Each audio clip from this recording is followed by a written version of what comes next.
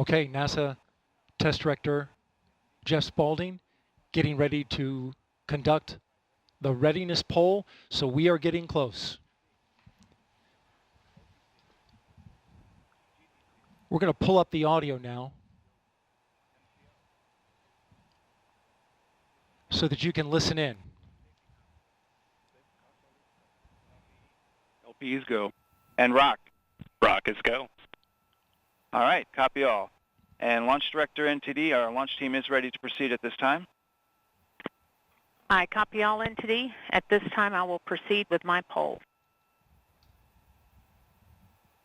And attention on 232, this is the Launch Director performing the final poll for launch. Verify no constraints and go for launch. EGS Program Chief Engineer. EGS Program Chief Engineer verifies that the EGS, SLS, and Orion Program Chief Engineers have no constraints and are go for launch. Copy, Greg. Thank you. EGS Chief Safety Officer. The EGS CSO verifies the SLS, Orion, and EGS CSOs have no constraints and are go for launch. Copy, John. Thank you. Range weather. Weather has no constraints and weather is go for launch. Copy, LWO. And mission manager.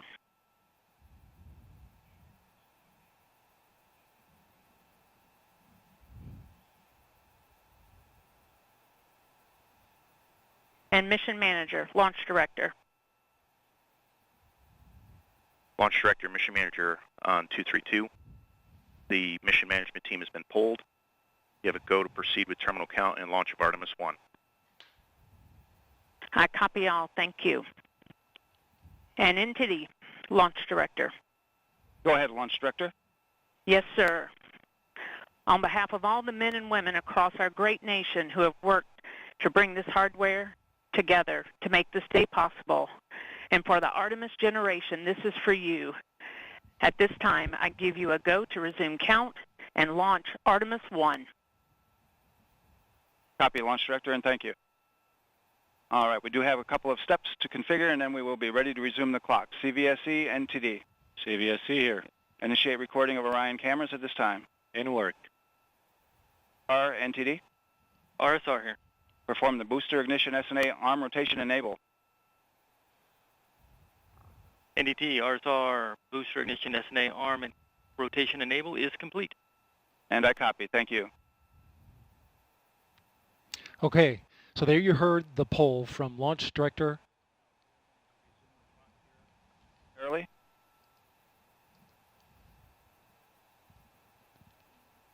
Getting ready to get that new T0 time.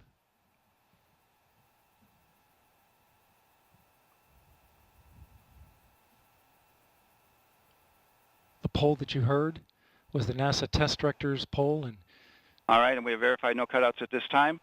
And all personnel, we are going to resume the clock. GLS, you can resume the clock on your mark. GLS copies. Countdown clock will resume on my mark. 3, 2, 1, mark.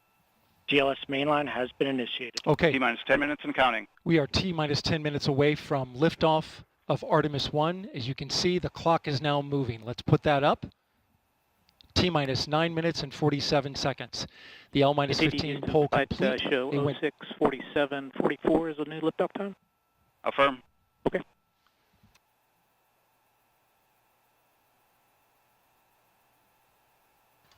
Oh 01:47:44, 1:47 a.m. Eastern Time and 44 seconds.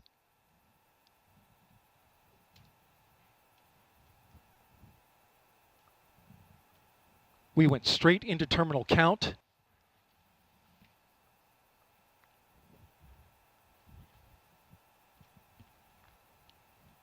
Liftoff now 9 minutes away. So terminal count. Control has been given over to the GLS, the ground launch sequencer, a computer and software that is doing all of the commanding and monitoring of the Space Launch System.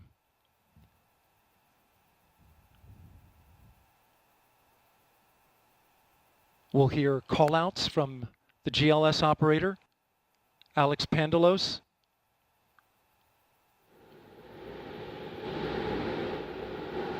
as well as NASA Test Director Jeff Spaulding.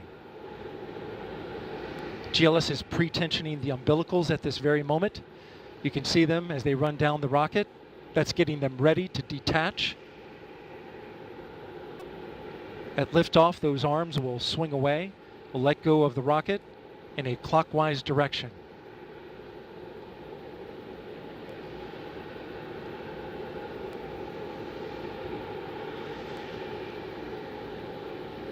T-minus 8 minutes and counting. The GLS is performing up to 100 commands per second, including configuring ground systems for power transfer to the rocket.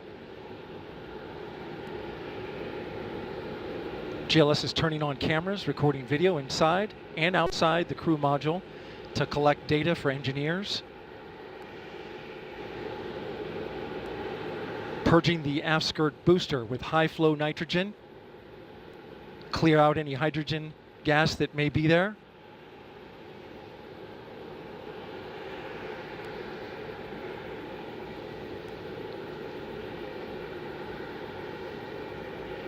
You can see the crew access arm is already retracted.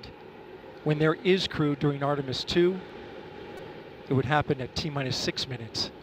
But out of abundance of caution, they went ahead and retracted the arm well ahead of liftoff. Want to point your attention to the base of the mobile launcher. If something wasn't done to reduce the power from the pressure caused by the rocket's ignition and thunderous sound, it could damage the rocket. So the ignition overpressure and sound suppression system will flood the mobile launcher with water. You'll see that sequence start at T-minus 17 seconds.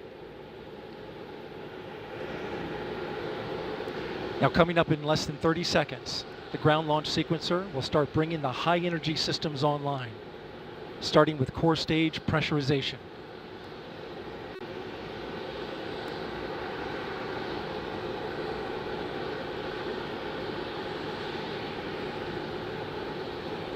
Firing room 1 is completely silent as they listen for the next call. GLS is go for core stage tank pressurization. The core stage tank is now pressurizing to flight levels. The replenish valve to the liquid hydrogen tank now closing. The liquid oxygen tank will come a little later. Now we're arming the Orion ascent pyros and transfer to internal power.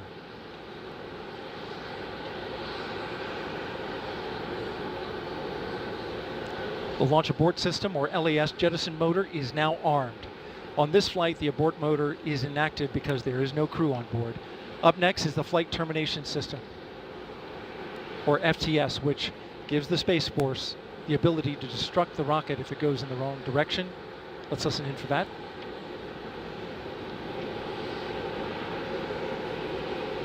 GLS is go for FTS arm. The flight termination system is now armed. Coming up at 4 minutes and 40 seconds, a big moment. This is where the RS-25 engines and their bleed go to high flow. It's been a little tricky to dial in. GLS is go for LH2 high flow bleed check.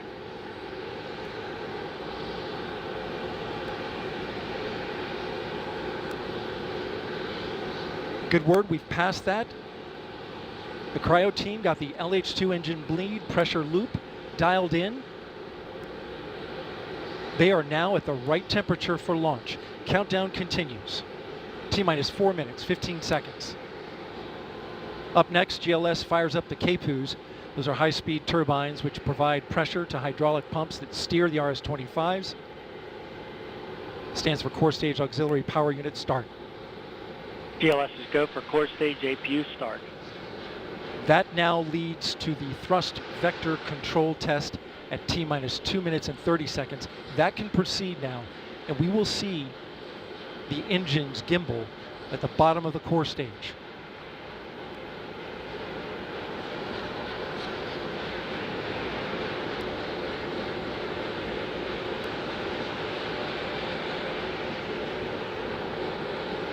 At T-minus 3 minutes and 10 seconds, you will hear the go for purge sequence 4. That's a helium purge of the 4 core stage engines downstream of the propellant valve, getting the air and moisture out.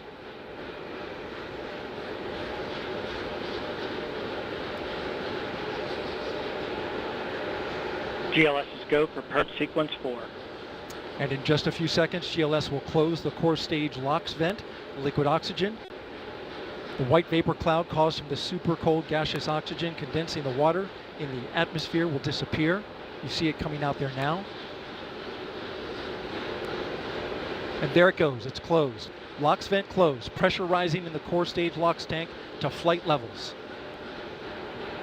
Coming up in 15 seconds, look for that thrust vector control actuator test. Engines will gimbal.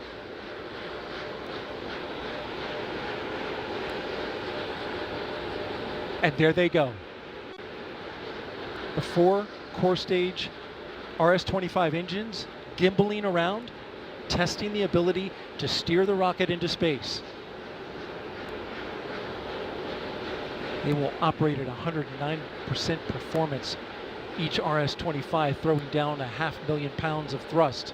All 4, 2 million pounds. All together with the boosters, 8.8 million pounds of thrust. GLS is go for upper stage to internal power. Now the upper stage has gone to internal power.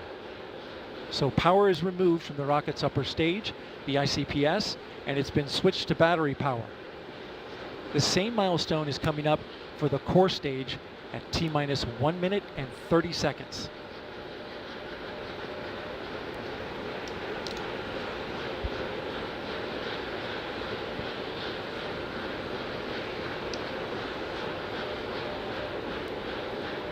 GLS is go for core stage to internal power.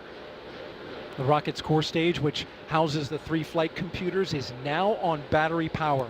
So there is no more hold time available because there's no more margin on the batteries. So if we have a hold, we'd have to recycle back to T-minus 10 minutes and recharge those batteries. The count continues. A note now, shortly after liftoff. 1 minute. Shortly after liftoff, Mission Control Houston will take control of the rocket, and my colleague, Leah Cheshire, will take over commentary. T-minus 50 seconds and counting. Coming up at T-minus 33 seconds, the GLS will hand off control to the ALS. This is the autonomous launch sequencer. On board the rocket, it will take over command and control of the rocket. But the ALS will check, make sure there's no holds coming from the ground up until T-minus 2 GLS seconds. is go for ALS. And we are go for ALS. The Space Launch System is now counting down to liftoff of Orion on its maiden voyage to the moon. Launch team can no longer recycle the count. Sound suppressor water now flowing 15. under the ML. And here we go. 10. Hydrogen burn-off igniters initiated. 7, 6, 5. Core stage engine start. 3, 2, 1. Boosters in ignition.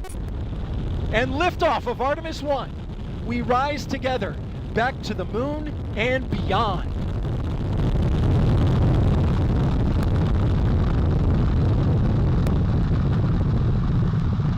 All 4 RS-25 engines on the core stage and 2 solid rocket boosters now propelling the vehicle at 128 miles per hour. Hearing good control on the roll from teams in Mission Control Houston. All good calls so far. Now 30 seconds into the flight of Artemis 1. First milestone will be for the vehicle to pass through max Q at about 1 minute and 9 seconds into launch. This is the greatest period of atmospheric force on the rocket.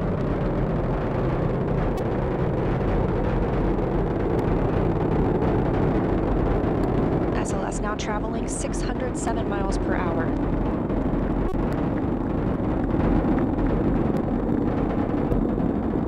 You're looking at 8.8 million pounds of maximum thrust. Quiet here in the loops in Mission Control. The 4 core stage engines are throttling down ahead of passing through max Q.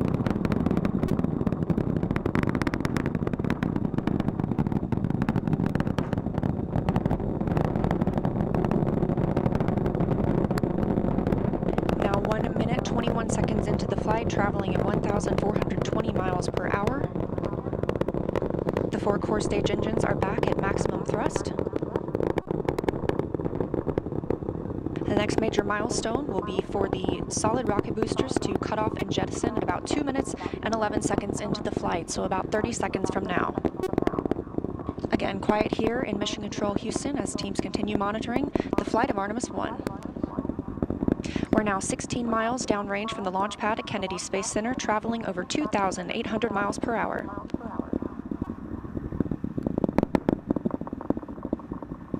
Standing by for solid rocket booster jettison and shortly thereafter.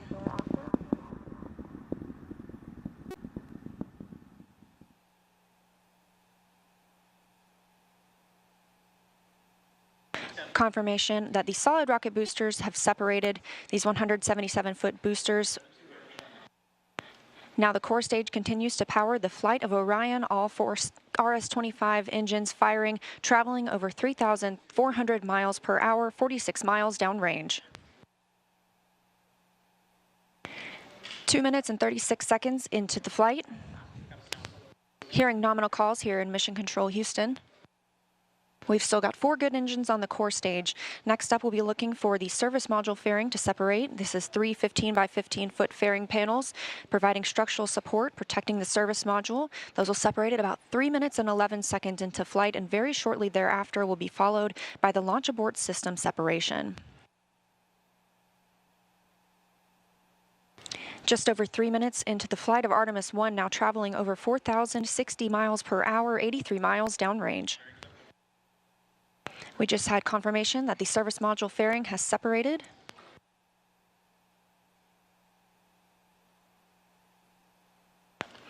And that the launch abort system pyros have fired, separating those from Orion as well. For future crew members,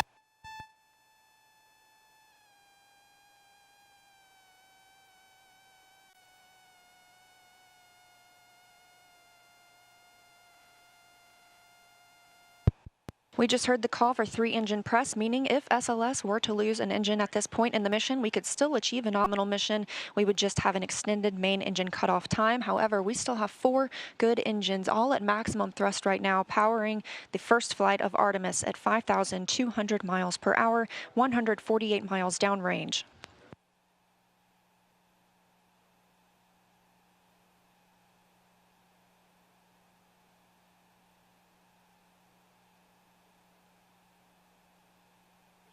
We're 4 minutes and 16 seconds into the flight of Artemis 1.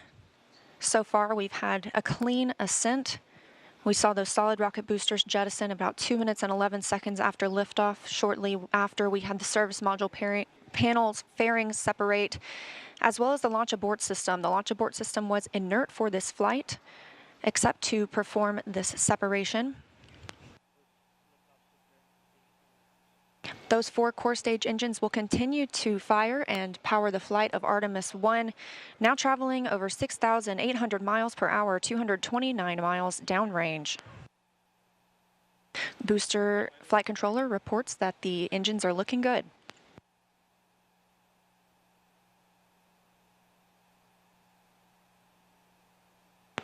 Our core stage main engine cutoff time is about 8 minutes and 3 seconds. We are now 5 minutes and 11 seconds into the flight, 7,656 miles per hour. Again, 4 good core stage engines, those 4 RS-25 engines. The last time those core stage engines flew, they were taking space shuttles to orbit, and now with upgraded capabilities, they're launching the future of human spaceflight.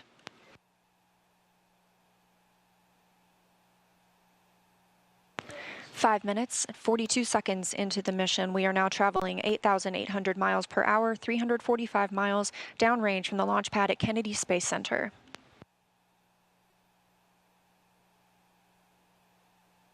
Again, we are anticipating core stage main engine cutoff at about 8 minutes and 3 seconds.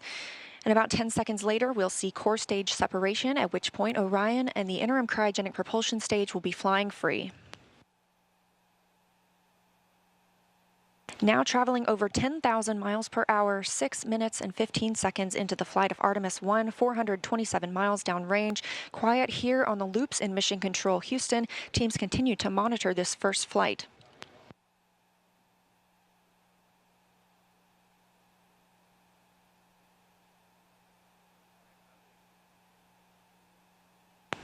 About a minute and a half now until that core stage main engine cutoff time. Our 4 core stage engines continue to fire at maximum thrust.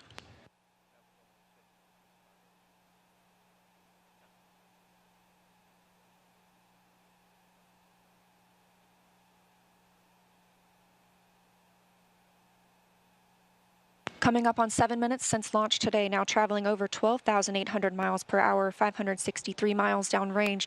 Again, still quiet here in Mission Control, Houston.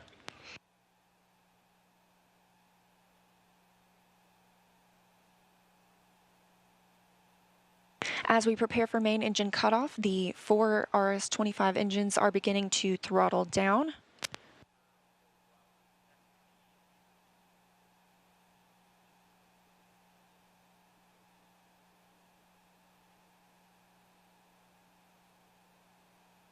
"30 seconds now until core stage main engine cutoff. All 4 engines continue to throttle down.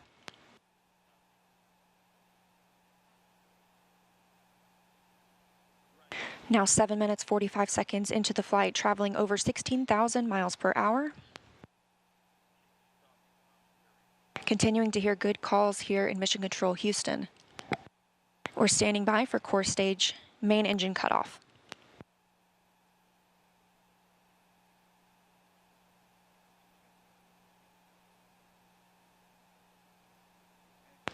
And we have confirmation of core stage main engine cutoff. Orion is now in Earth's orbit.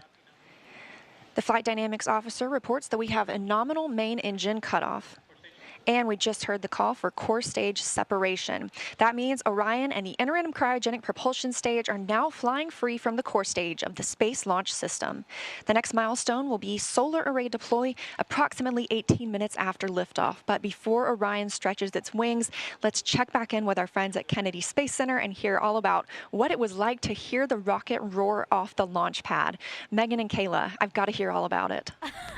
Well, if you're just joining us, welcome to NASA's Kennedy Space Center, where we just watched Artemis 1 launch, our first step towards our next adventure into deep space. As Leah said, I'm NASA's Megan Cruz, and this is NASA astronaut Kayla Barron.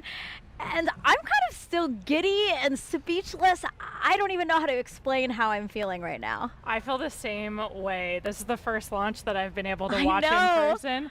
And I've got to say, it was incredible. It took my breath away and I was tearing up. Just what an amazing accomplishment for this team, this international team, people who have been dedicating their careers to getting this rocket off the ground and taking the first step to getting a crew on that vehicle back to the moon. It was just incredible. Yeah, this is a moment I think that we're all going to remember where we were when we saw this sort of thing, you know what I mean? And it was great to see, again, when we entered into terminal count, everybody here just started cheering, you know, coming out to get a really good view. And boy, I mean, it lit up the night sky and it just shook everything around us. Did you feel that? Like in my bones, I felt that. Oh yeah, the cool thing is just kind of the delay between what you see and what you hear, because of course the sound travels a little bit slower, and it was just amazing. The ground shook. We could hear the thrust pushing that rocket into space. 8.8 million pounds of thrust. Yes. It's incredible. It was amazing to see here live in person. How does it compare? So this is your first launch on the ground. How does it compare to your launch when you're in the capsule soaring towards space?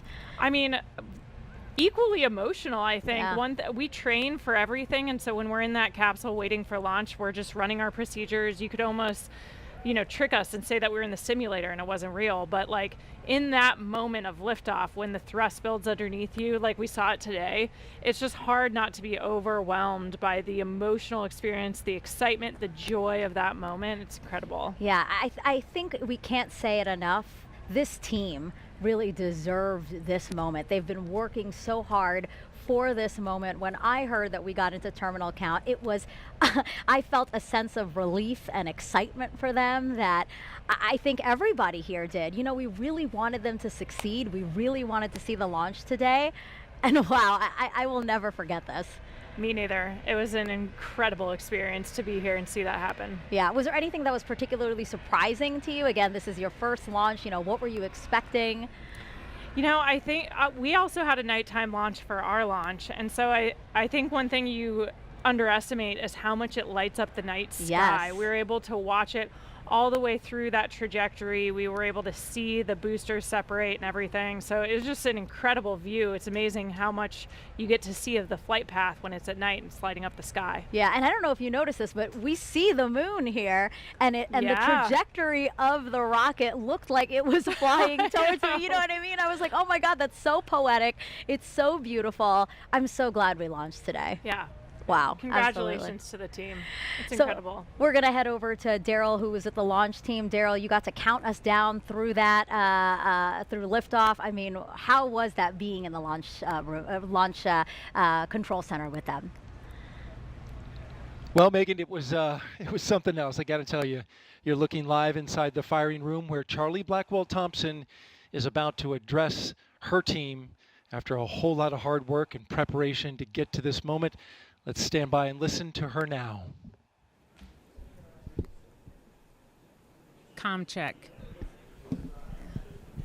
But you can't hear it in the room. Can you guys hear me? No. Hey, Jeremy, can you see if you could turn something on there for the microphone? The press site can hear me, but the room can't. The room can't. You can hear me?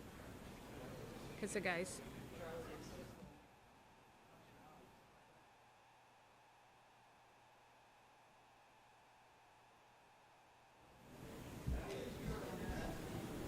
I don't know what he's telling me to do.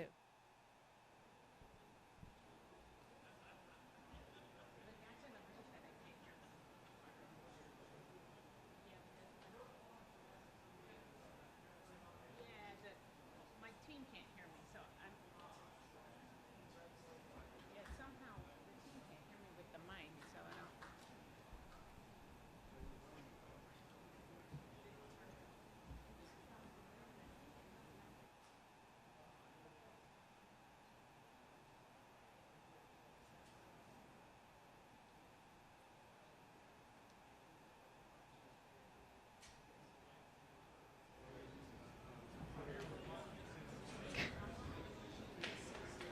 He's here.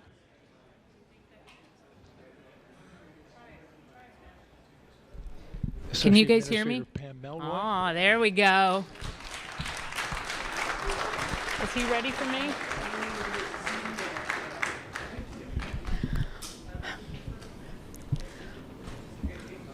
Well, for once, I might be speechless.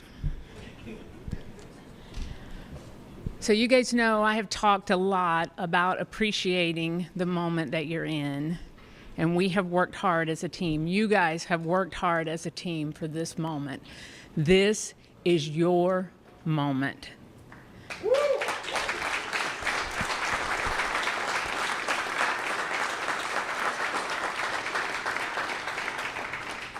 It is not by chance that you are here today.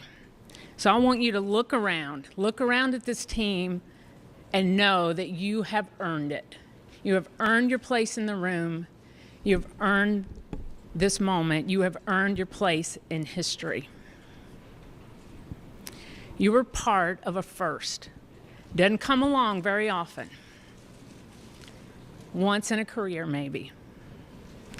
But we are all part of something incredibly special, the first launch of Artemis.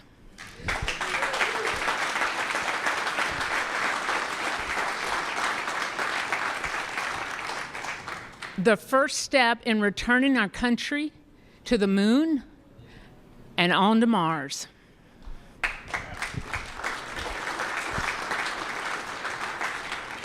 What you have done today will inspire generations to come. So thank you. Thank you for your resilience. You know, I said at the pre-test briefing, the harder the climb, the better the view. We showed the Space Coast tonight. What a beautiful view it is. So congratulations.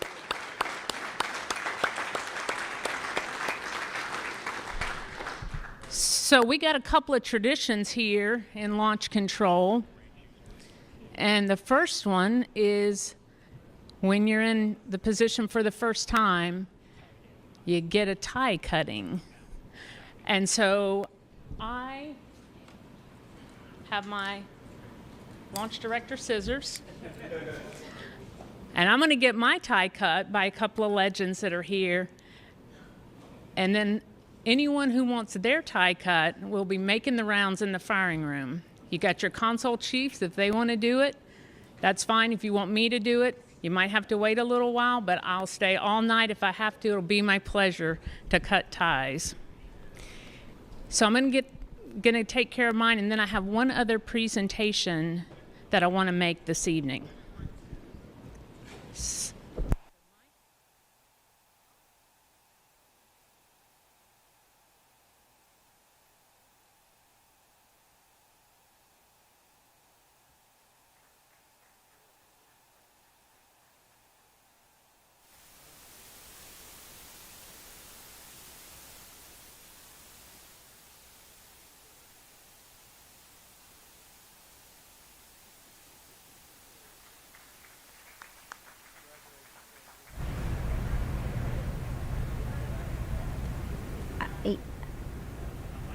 This is Charlie Blackwell Thompson, Artemis 1 launch director. She just got her tie cut. That is a tradition here at NASA. We just got to hear her talk to the team, and one thing that really stuck out to me that she said is that they've really earned their place in history. We're coming up on solar array deploy. Let's go on to Leah. Thanks, Megan. And yes, we're here in Mission Control Houston, still monitoring the Artemis 1 mission and the first flight of Orion atop the Space Launch System. So far, we saw successful liftoff at 1:47 a.m. Eastern Time, all the way through separation from the core stage. We now have Orion and the interim cryogenic propulsion stage flying free. And we've just heard that we have initiated solar array deploy. So we are turning our focus to that. The spacecraft was running on battery power, but stretching these wings will allow it to stop relying on those batteries and significantly extend the time it can stay in space. So solar array deploy takes about 12 minutes. We have 4 solar arrays that we need to deploy and latch. These will provide power to the spacecraft on its journey to distant retrograde orbit and all the way back to Earth. Once these are properly configured, again, Orion will no longer need to rely solely on battery power. And we expect this to be done about 30 minutes after liftoff. Right now, we're 19 minutes since liftoff today. Orion is now traveling 17,175 miles per hour. We're continuing to hear good calls here in Mission Control Houston from the flight controllers monitoring the mission. A little bit about these solar arrays as we wait. Again, we heard the call that the deploy has been initiated. We'll hear a little bit more about that once they start to unfold. These 4 solar arrays generate 11 kilowatts of power, which is enough electricity to power 2 3-bedroom houses, and they have a wingspan of 63 feet. Just one of these 6.5 by 6.5 foot panels has 1,250 solar cells. So you're looking at a total of 15,000 solar cells. Now, we just heard the call that all 4 solar arrays have been released. So we initially heard the initiation call. That command had been sent. Now those 4 solar arrays are released. Again, this is about a 12-minute process. These solar arrays will deploy straight, and you're getting a live view right now. This is really exciting. They'll eventually be swept back against the vehicle prior to translunar injection burn to prevent any loads from breaking or damaging the arrays. And on the end of each solar array is a camera that will capture imagery for us throughout the mission, along with a few other cameras placed outside and inside the spacecraft to help us monitor and perform various other inspections. Of course, if you recall the Apollo capsule design, there were no solar arrays. We had fuel cells instead. So this design with arrays gives us the opportunity to stay in orbit longer since we practically have no limit to the energy available for use from the sun.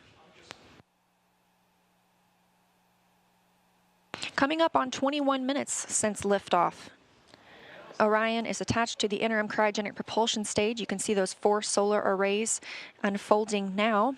And again, Artemis 1 is a flight test. It's paving the way for a sustainable presence at the moon. Looking forward to the future, Gateway will be our space station in lunar orbit.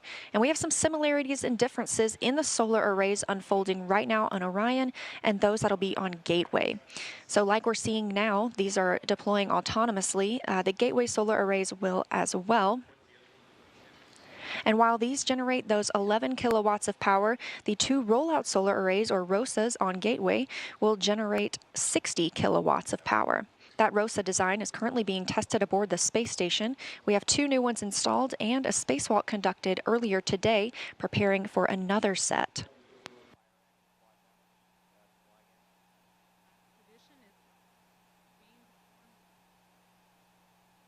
Coming up on 22 minutes since liftoff today, Orion and the interim cryogenic propulsion stage traveling over 16,800 miles per hour.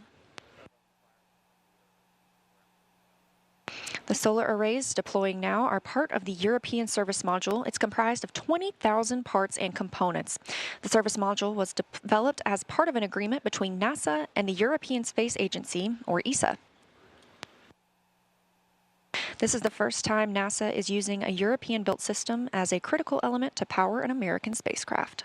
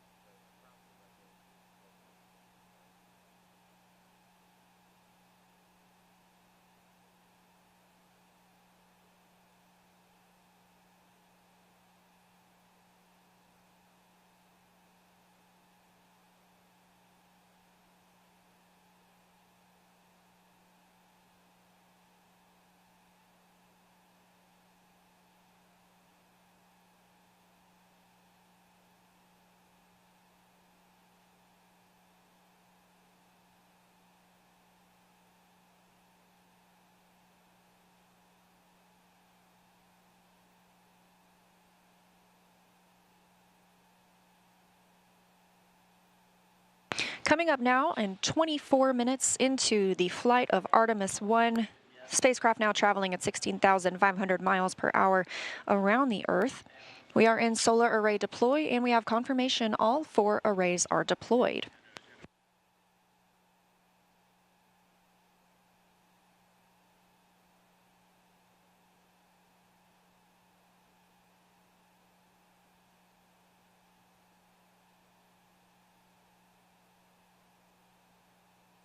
Coming up in a little less than 30 minutes is the perigee raise maneuver.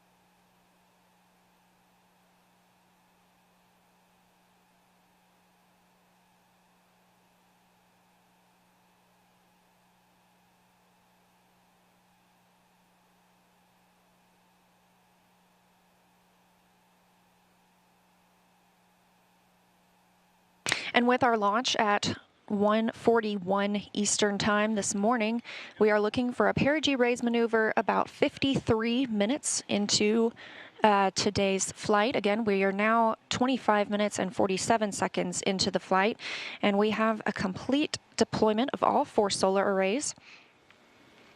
Orion's journey to the moon continues as planned. Again, looking forward to that perigee raise maneuver. That'll be coming up again at about 53 minutes into the mission, so about 27 minutes from now. During the perigee raise maneuver, the interim cryogenic propulsion stage will use its RL-10 engine to lift the lowest point of Orion in Earth's orbit.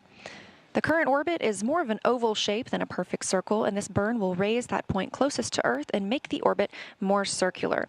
This will also include a checkout of Orion's systems and any adjustments to the solar arrays. It'll be a short burn, less than 30 seconds long, but critical to keep us on track, and it also prepares us for the next engine burn to send Orion to the moon. That's the translunar injection burn. That'll come up a little later, which is a longer burn, another firing of the RL-10 engine on the interim cryogenic propulsion stage.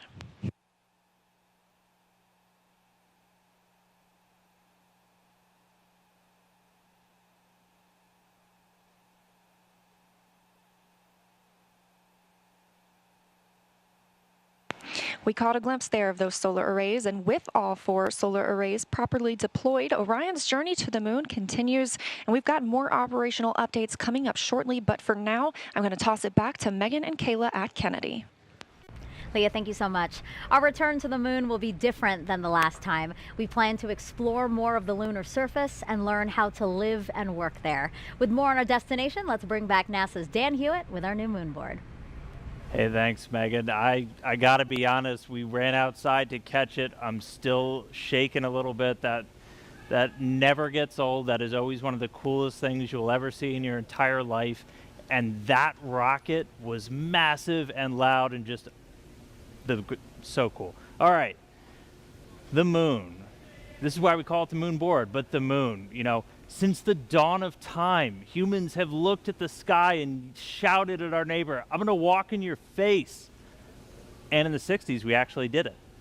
6 times, starting with Neil Armstrong, Buzz Aldrin, Apollo 11, 1969, followed by 5 more successive landings, each time delivering 2 human beings to the surface of the moon.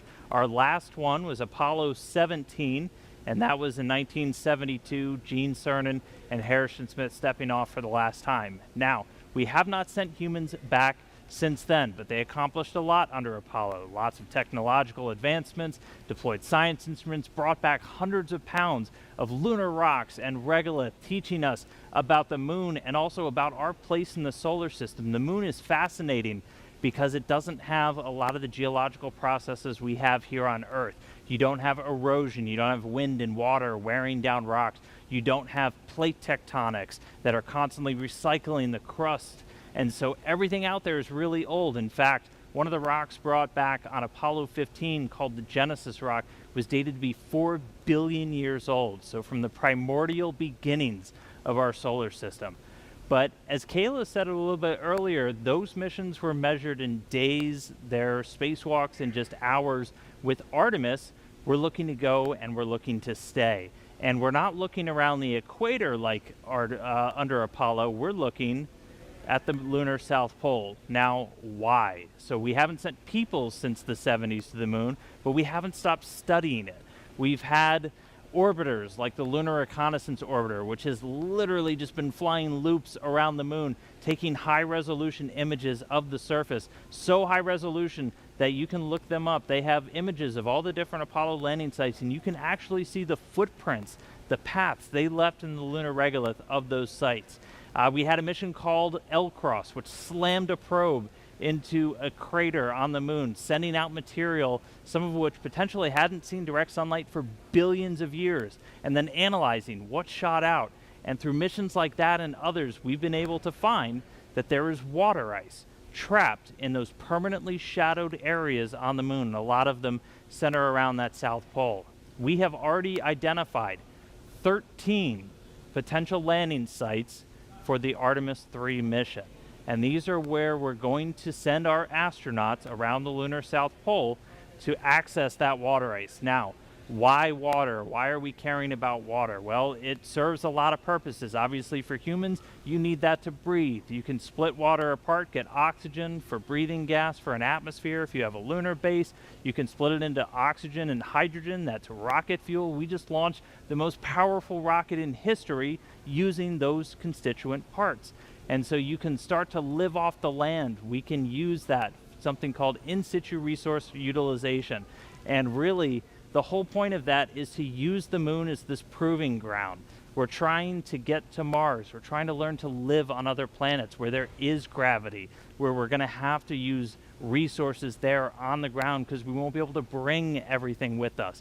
And by going to the lunar South Pole, by going to stay under Artemis, we're going to be able to start practicing that. We're going to perfect those systems, perfect those techniques and operations we need to do that so we can use the moon as that jumping off point to Mars and beyond. So that's why the moon. We're going to see Orion fly around it for the very first time in just a couple of days. That launch was spectacular. I'm still way too excited, but can't wait to see some shots of the moon from up close from Orion. So I'll send it back over to you, Megan. Thanks so much, Dan. So right now we're actually joined by members of the Red Crew. You'll remember from watching the launch coverage that the Red Crew was sent out by the launch team when the launch team identified a small leak on a hydrogen valve inside of the mobile launcher. Well, now here they are. This is Trent Annis. Trent, can you just introduce everybody else here on your team? Yeah, so this is Chad. He's our safety guy. And behind me is Billy. And he's the experienced hydrogen tech out here. And the three of you guys really, I would say, saved the day today. I mean, really, you guys had to go in there to what's called the blast danger zone. You guys are specially trained to be able to do operations on the pad while cryo is loading. Talk to us about getting that call, being told, hey, you guys need to go in there. And it was the first time for all three of you. Yeah, all I could say is we were very excited. I was ready to get up there and go. Really? How are you guys feeling? I was very comfortable, very confident in the test team and the procedures and our training. We did a great job. Walk us. Oh, sorry. Go ahead. So how gratifying it must be for you guys, because you train for this eventuality, but don't always get to do it. Billy was saying that he's been a Red Crew team member for 37 years, and this is the first time he's been called to go into the blast danger zone. So I know for us, when we're training for all of these eventualities, whether it's a spacewalk or robotics operations, you really want to put that training into practice. How do you guys feel like it went today? Amazing. I still can't believe it. It's surreal to me. It's just insane. Yeah, kind of walk us through what you were thinking. So you get there, and what is it, just like game time and you're really focused, or how are you feeling? Yeah, I'd say we were very focused on what was happening up there, just making sure we knew what was happening, because the rocket's it's alive, it's creaking, it's making venting noises, it's pretty scary. So on zero deck, my heart was pumping. Mm-hmm. My nerves were going, but yeah, we showed up today. I think as soon as we walked up those stairs, we were ready to rock and roll. And they were telling us a bit about it while you were working on it. You guys were actually just torquing down the valve to prevent or reduce the leak rate or stop the leak. Is that right? That's right. Just the packing gland. It was a little loose, so went up there and tightened her up. You're probably still like in this oh my gosh moment, like all of us are. Has it actually hit you, like the role you played today in making Artemis 1 launch? I still can't believe it. It's like I said, it's surreal and just amazing. I don't know about you guys, but they're nodding along behind you for sure. Anything you want to say to the launch team? Again, this is a big day for the launch team, for you guys, NASA, but really the whole world. I mean, this is a historic launch that I think we'll all remember. Really. We had a lot of people here helping us out, a lot of teams, firing room. I'm sure that was hectic. And, NASA, Boeing, all the other companies did a great job, and we're glad to be part of it. One thing I always like to say is spaceflight is a team sport, and I think you guys perfectly demonstrated that today, right? Like, none of us could accomplish this on our own. It takes a really complex team. Nobody can be an expert in all of the systems, all the technology, all the workarounds we might have to do to get a rocket off the pad. So thank you for the role you played in that team today. It's awesome. Thank you. Pleasure. Yeah, thank you so much, guys. I appreciate you coming by to talk with us. All right, it's now been about 35 minutes since liftoff of Artemis 1. Orion and ICPS are now free flying, so let's head back to Leah again to talk about how the journey is going so far. Thanks, Megan. And it has been a pretty smooth ride so far. And we are now, again, like you mentioned, coming up on 36 minutes since launch. That puts us about 17 minutes into the until the perigee raise maneuver. That's going to be the maneuver that lifts the lowest point of Orion's orbit around the Earth and puts us where we need to be ahead of the translunar injection burn. The translunar injection burn is that really long burn that we're going to need to send us on to the moon. So we've been treated to some exciting views from the spacecraft today, including, and we hope to see some from inside the cabin, but we expect to continue receiving photo updates throughout the mission. It takes a team, though, to bring the imagery of Orion down to Earth. So let's meet them. The imagery that we're collecting on Artemis 1 and the mission itself is preparing to carry humans to the moon. The Orion Imager team is going to be monitoring every aspect of visual spacecraft performance for the entire duration of the mission. The first time that we're going to be live streaming digital video from its spacecraft back down to the Earth from the vicinity of the moon. That's never been done before. What we'll be transmitting live streaming will be lower resolution, more compressed, because we have to fit it into a thinner pipe, if you will. Every one of these cameras is in its position where it is and it's configured the way it is for a very specific reason. We're going to be monitoring anything that we can see with the cameras for spacecraft performance. The imagery teams at NASA are composed of dozens and dozens of very highly trained, very specialized people, engineers, technicians, analysts. If we can see it, we're going to try and keep an eye on it. Imagery has been invaluable throughout the history of NASA. We flew cameras on Mercury, Gemini, Apollo, all of that stuff that we saw while the astronauts were on the moon. It helps us detect the unknown unknowns. It allows us to see things that we didn't anticipate happening before. So when we do fly people on Artemis 2, we can have a high confidence that everything is working the way it should.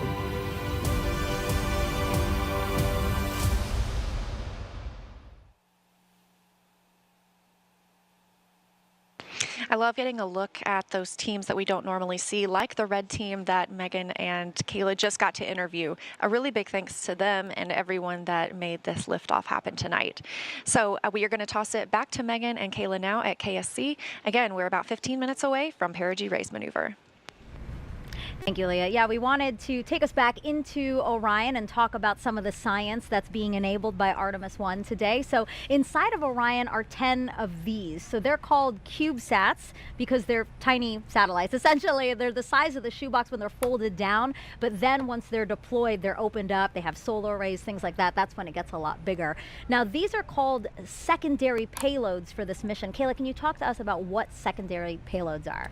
Yeah, it just really means that it's not a primary objective of the mission.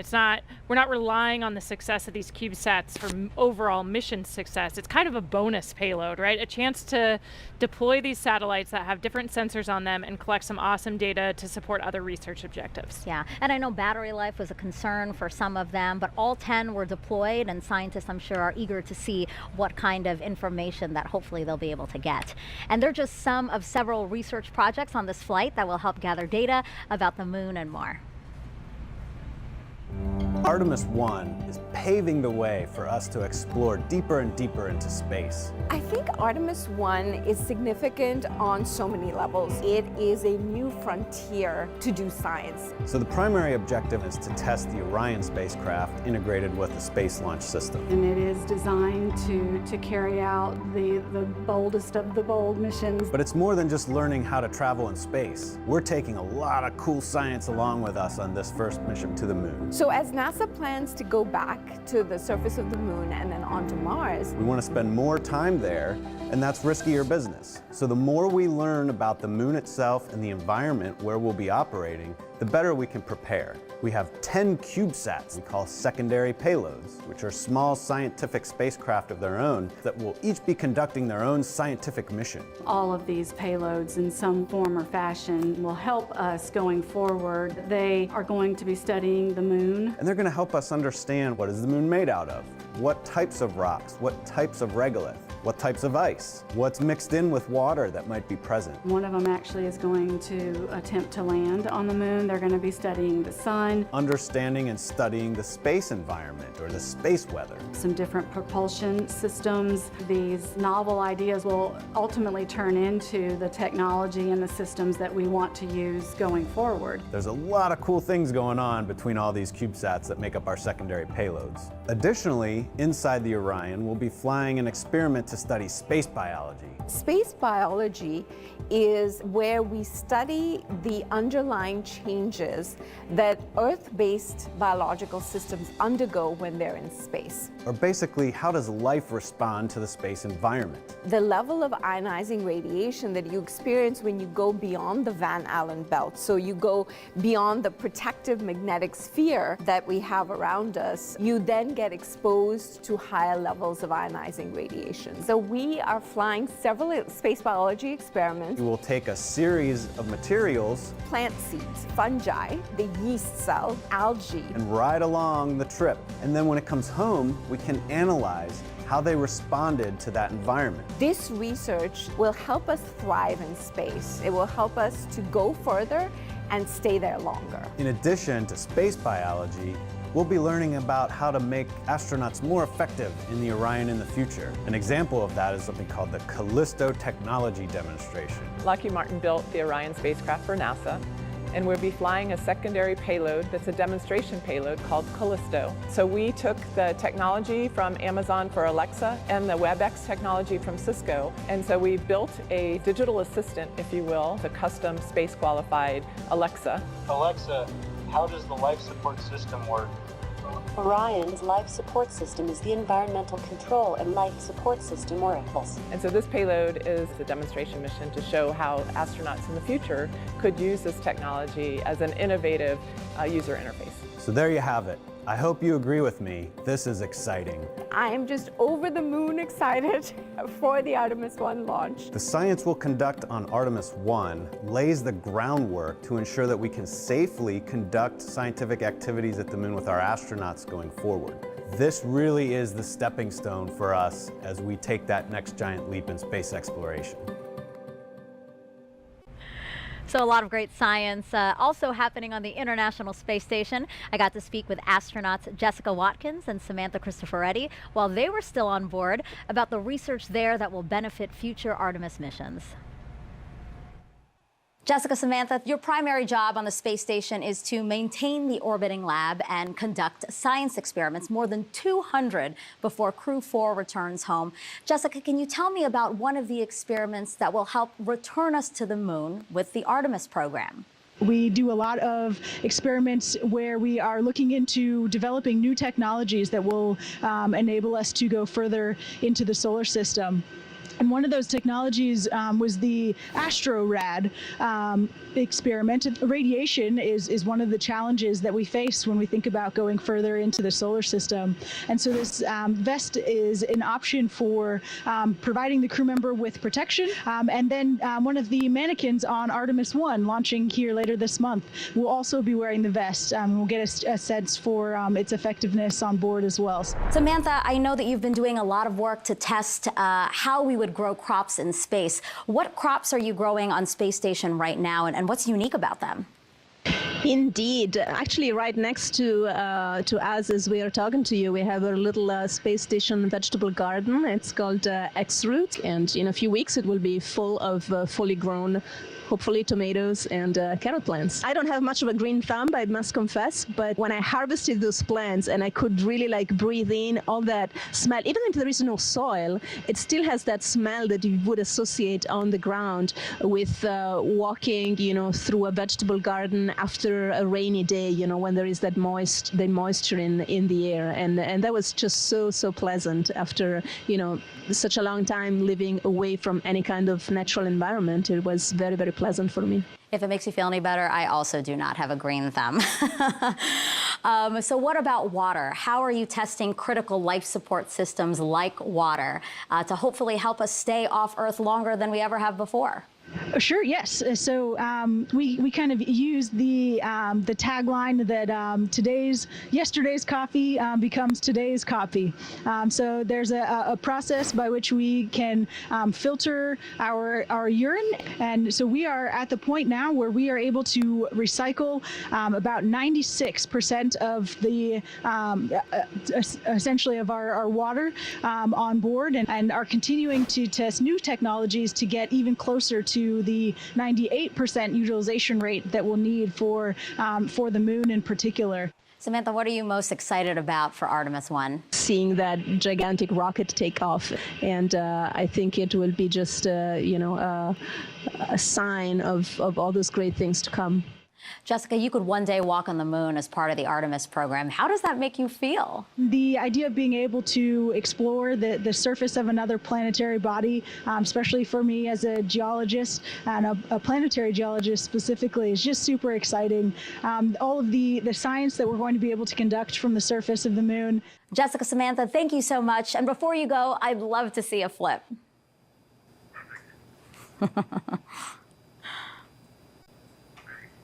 Makes me laugh. I love it. And a double backflip at that.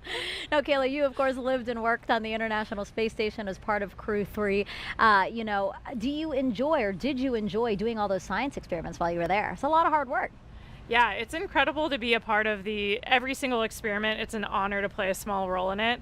We got to do some really cool tech demonstrations while we were up there too. So for me as an engineer, that was really fun. That's a photo of me doing the first scanning electron microscope samples on the International Space Station.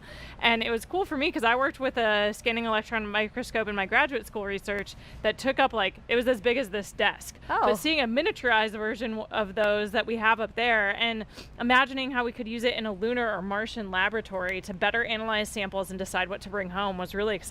Yeah, and you touched on this earlier before, but I do think it's just so important to note again that you're doing science for scientists who've been working on their studies for decades, some of them. So to fulfill that, how does that make you feel?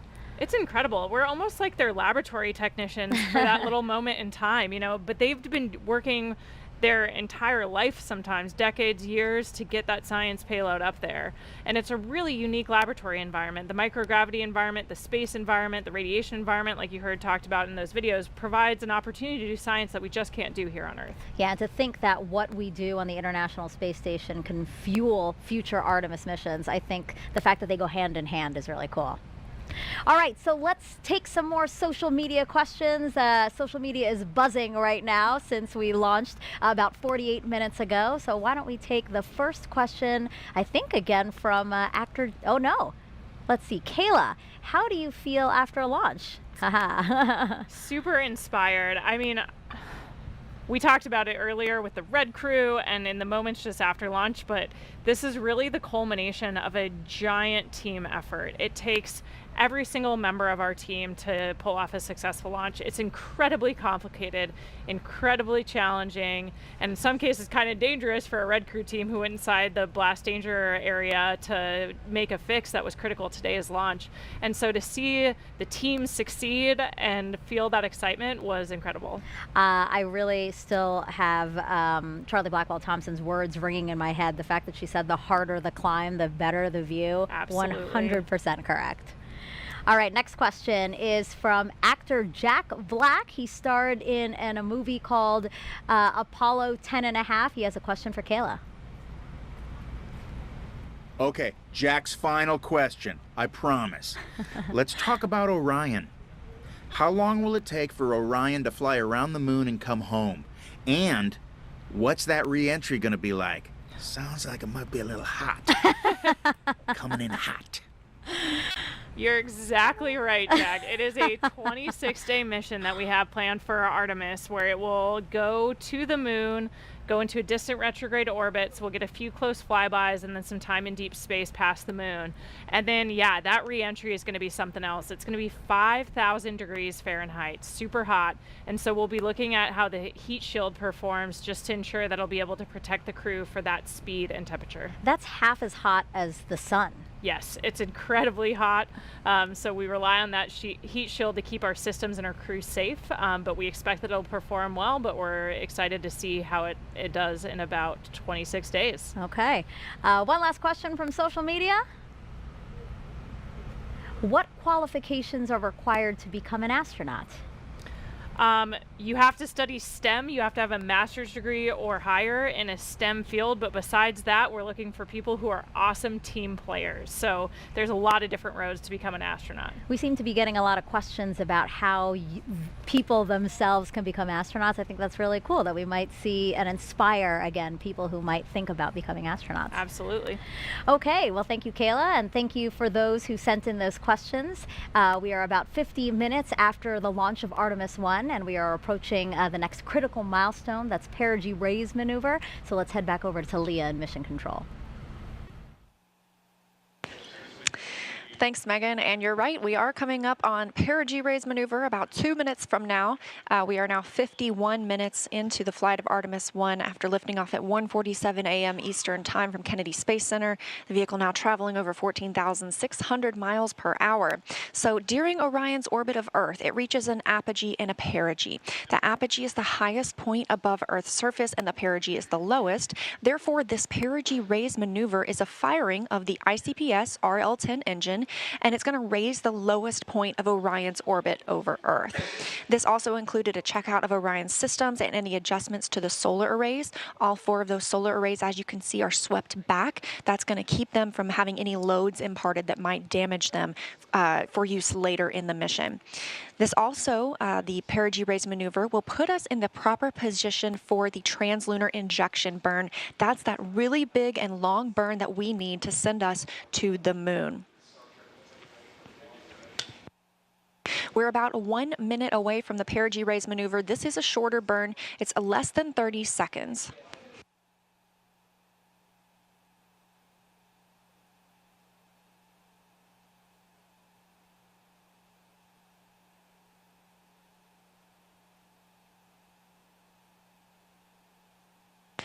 About 45 seconds until the perigee raise maneuver.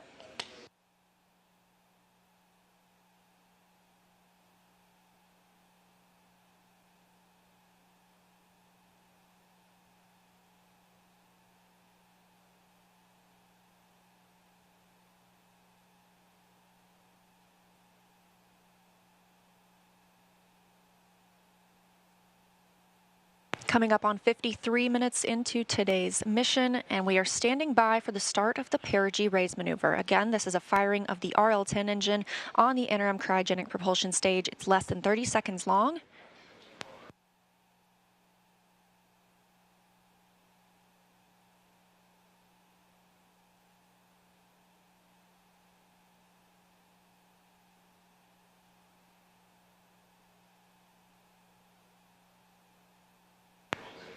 And we have confirmation of perigee raise maneuver ignition and full thrust.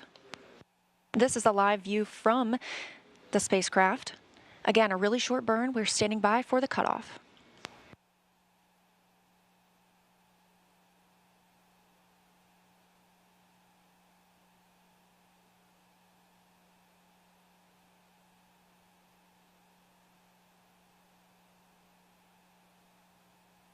And we have confirmation of perigee raise maneuver cutoff.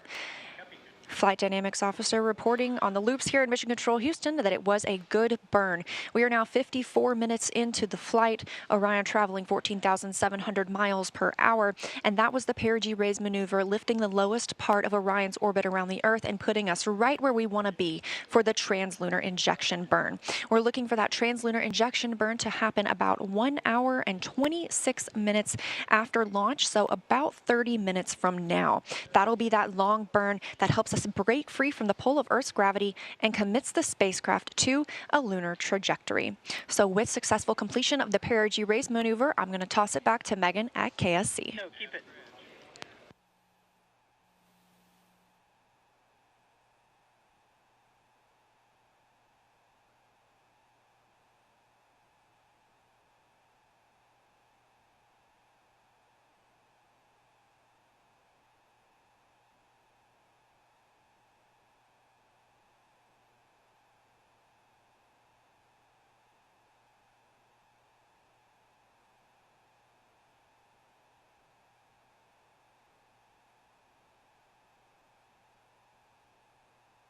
test. I hope you didn't miss it, but if you did, we have a quick replay of the launch here.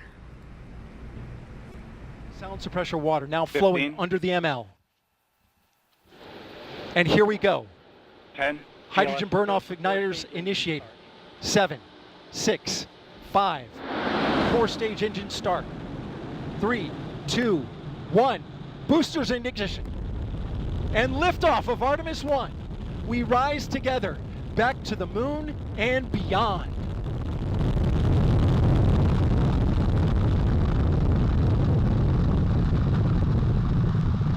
All 4 RS-25 engines on the core stage and 2 solid rocket boosters now propelling the vehicle at 128 miles per hour. Hearing good control on the roll from teams in Mission Control Houston. All good calls so far. Now 30 seconds into the flight of Artemis 1. First milestone will be for the vehicle to pass through max Q at about 1 minute and 9 seconds into launch. This is the greatest period of atmospheric force on the rocket.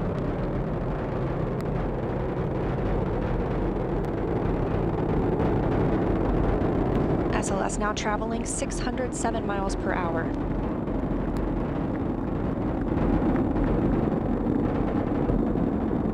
You're looking at 8.8 million pounds of maximum thrust. Quiet here in the loops in Mission Control. The 4 core stage engines are throttling down ahead of passing through. Now to celebrate Artemis 1's successful liftoff is NASA Administrator Bill Nelson. Administrator, you got to share what you just told Kayla and I. You said that that was the biggest flame you've ever seen. That's the biggest flame I've ever seen. It's the most acoustical shock wave that I had ever experienced. We were out on the roof of the Launch Control Center, and I'm telling you, you definitely knew that there was some energy being expended over there.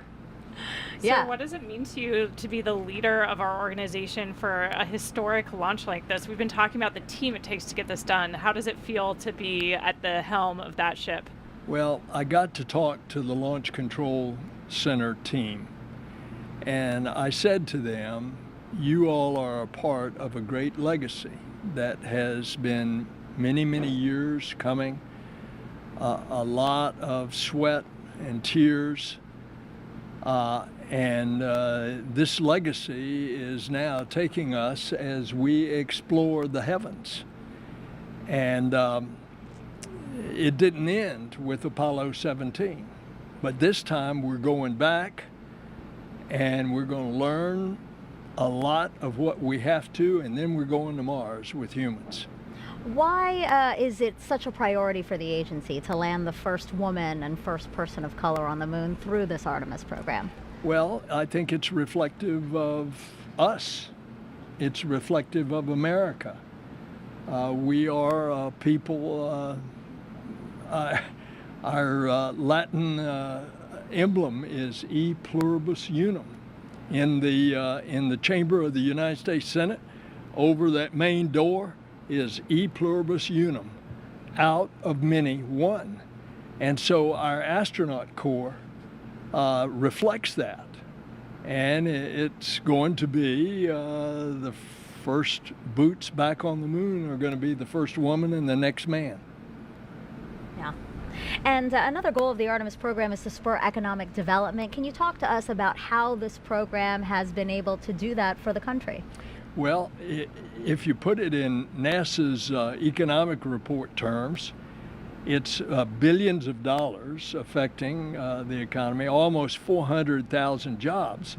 But that's just direct. Think of all the indirect expenditures that are causing the economy to rise and more jobs. For example, what you guys are doing on the station, a lot of your research. Take, for example, the pharmaceutical research. You're helping already one drug that's being manufactured on Earth better because of what you learned in space, and that drug is attacking cancer. Now, what's the value of that? That's just additional value that is added. I remind everybody, in everybody's pocket, they've got a cell phone, and that's got a camera. And that's a camera on a chip that came out of the NASA space program. That's right. Absolutely. In addition to those innovative new technologies and the economic impact, I think for me, seeing this launch today, it's so palpable, just that human desire to explore. What do you think about what we're doing to inspire the Artemis and the generations to follow us? Well, I think all you have to do is walk into a classroom of kids and look how their eyes get big when you start talking about space. And that is going to multiply itself many-fold as we go back to the moon and then on to Mars. It's also going to bring about a new generation of engineers and mathematicians and technologists and scientists, and all the benefits of that additional activity and education coming out of the Artemis generation. Look what that's going to do for our country and our economy, as well as for our international partners. And it's a great day. Couldn't have said it better myself. Administrator, thank you so much for joining us for this momentous occasion. As you said, this is the beginning of a new age in space exploration. Thank you so much. Thank you, ma'am. And Kayla, that's going to do it for us here at the host desk. Launch was just the first step in a nearly 26-day mission. Our colleagues in Houston will now continue the broadcast to bring you the next big milestone to the moon. From Kayla and me, have a great day, and go Artemis 1. Go Artemis.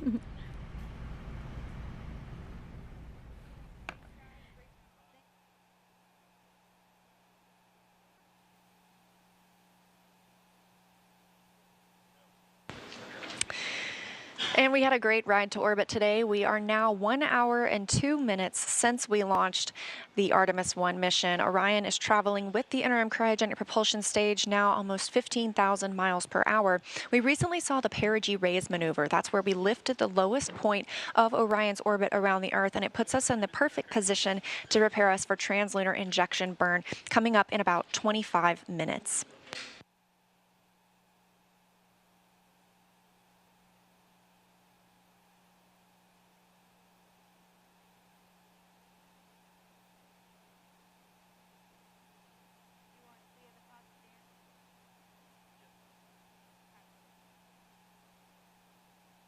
So again, we are looking forward to that translunar injection burn. That's what it's going to commit us to our journey to the moon. And to tell us a little bit more about the translunar injection burn, we've got Dan Hewitt standing by to show us on the moon board how it's all going to go down. Hey, thanks, Leah. Everybody, welcome back to the moon board. So translunar injection, this is the big one.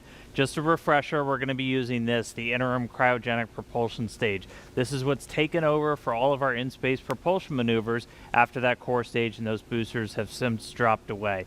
Modified upper stage from the Delta IV family of rockets from United Launch Alliance, hydrogen, oxygen, fueling the RL-10B-2 engine, produces about 24,000 pounds of thrust in a vacuum. Now, the translunar injection is what's going to give us the energy to go from low Earth orbit all the way out here. Now, what does that mean? Here comes a really overly simplified orbital mechanics lesson.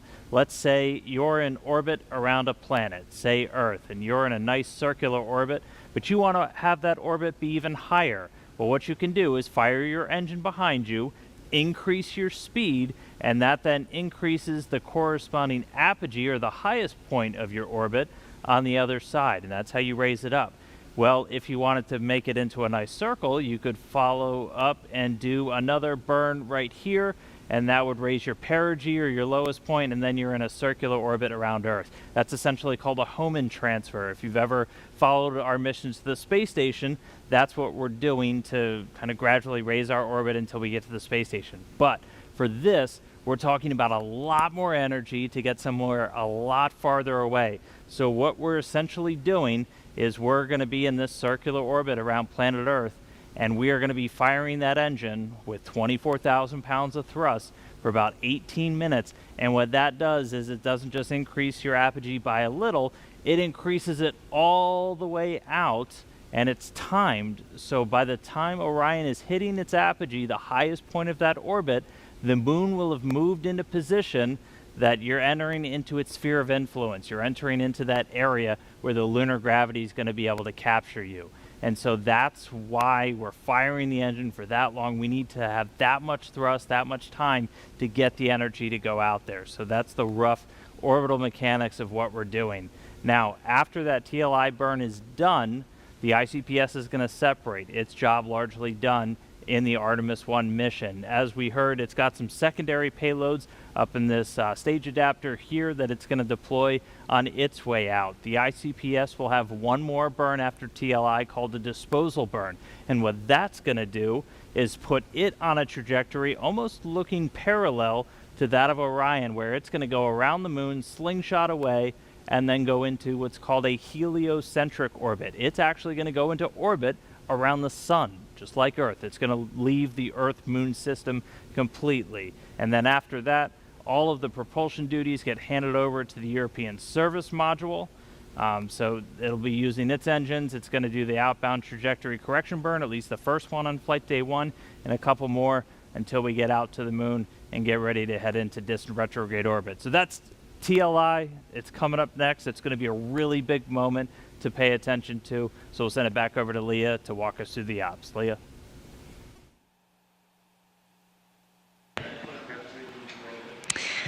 Thanks, Dan. We are 1 hour, 6 minutes, and 30 seconds into the flight of Artemis 1, now traveling over 15,200 miles per hour. Again, we've recently had the perigee raise maneuver, and in less than 20 minutes now, we'll be looking for the translunar injection burn that Dan just showcased that's going to send us to the moon. But our mission started off with an epic show from the Space Launch System.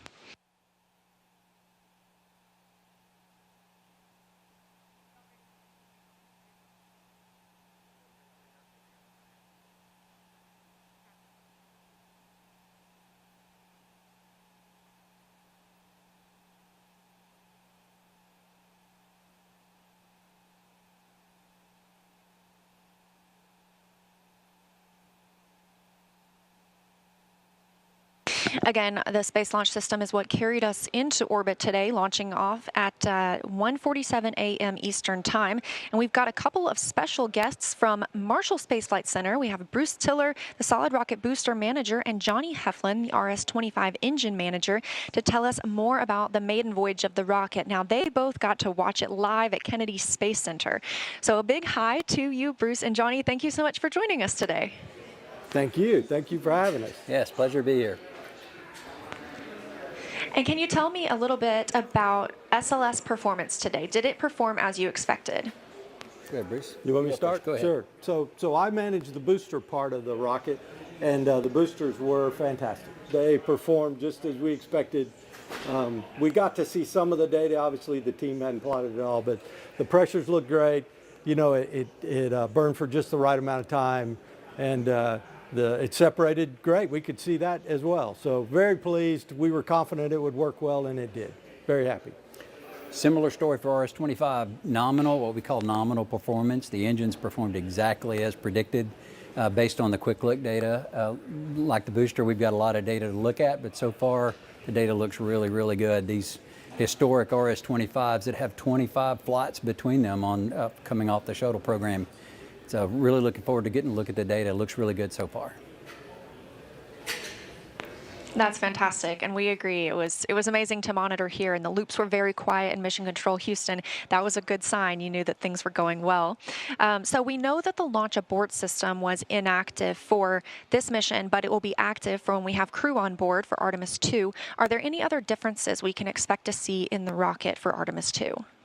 So for the boosters, by and large, no. If I talk about the boosters from top to bottom, we are going to make one change though, because of the crew is on it. We're going to have a delay timer in there so that if for some reason they need to abort, we have a few seconds there before, after they abort, before the termination system destroys the rocket. So we will add that, but other than that, nope, these boosters will be the same. Second flight is the first. Same story for RS-25. It will be the next set of 4 heritage engines from the shuttle program. Configuration-wise, they'll be the same as what we flew today. Then I'm glad it all went so well. And so after you get that data back from today, what's next for your team? Well, for my team, we've still got a ton of work to do. We're not only I mean, we're working on at least 3 flight sets at the same time, and so we've got 2 and 3 and 4 to work on. We also are working on a new booster that's a composite case design that will replace this steel case version that we're flying today. So we're excited about that, and there's a lot of work going on there as well. So we've got a lot to do, and we'll just keep doing it. So RS-25, super busy as well. We have the Artemis 2 engines have already been delivered to MAF, and they're on schedule to be installed in the Artemis 2 core stage in mid-January. We're also about to start the certification test series for the new RS-25 engines that we're building.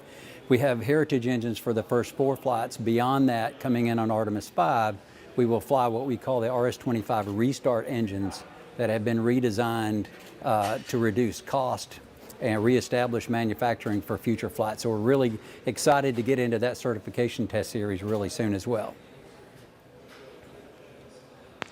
All right, well, thank you both so much again for joining us. I'm glad that you got to watch the launch, and a major congratulations to you and your teams for all of the effort that you've poured into this. Go Artemis.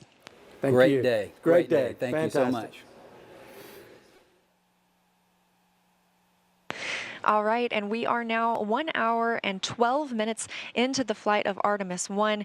We are traveling at orbital velocity. Again, Orion is currently attached to the interim cryogenic propulsion stage, which recently performed the perigee raise maneuver. And we are standing by for translunar injection burn, now less than 15 minutes away. It's going to be about an 18-minute burn that will commit us to the moon. Part of the Artemis program's goal is to inspire the next generation of dreamers and explorers. So we want to show you what students are doing right now to bring the Artemis missions to life. NASA's Artemis mission will land the first woman and the first person of color on the moon. And today's students are the Artemis generation. If you're a student, you can design and build technologies that support the Artemis mission with NASA's Artemis Student Challenges. No matter your background or experience, you're invited to choose a challenge that interests you, whether it's rockets, robots, tools, software, vehicles, or other technologies. There's an exciting challenge for you. To find a mentor and build a team of students. Review the rules and requirements. And bring your ideas to life with NASA's Artemis Student Challenges. Visit stem.nasa.gov/Artemis and see how you can join one of NASA's mission-related student challenges.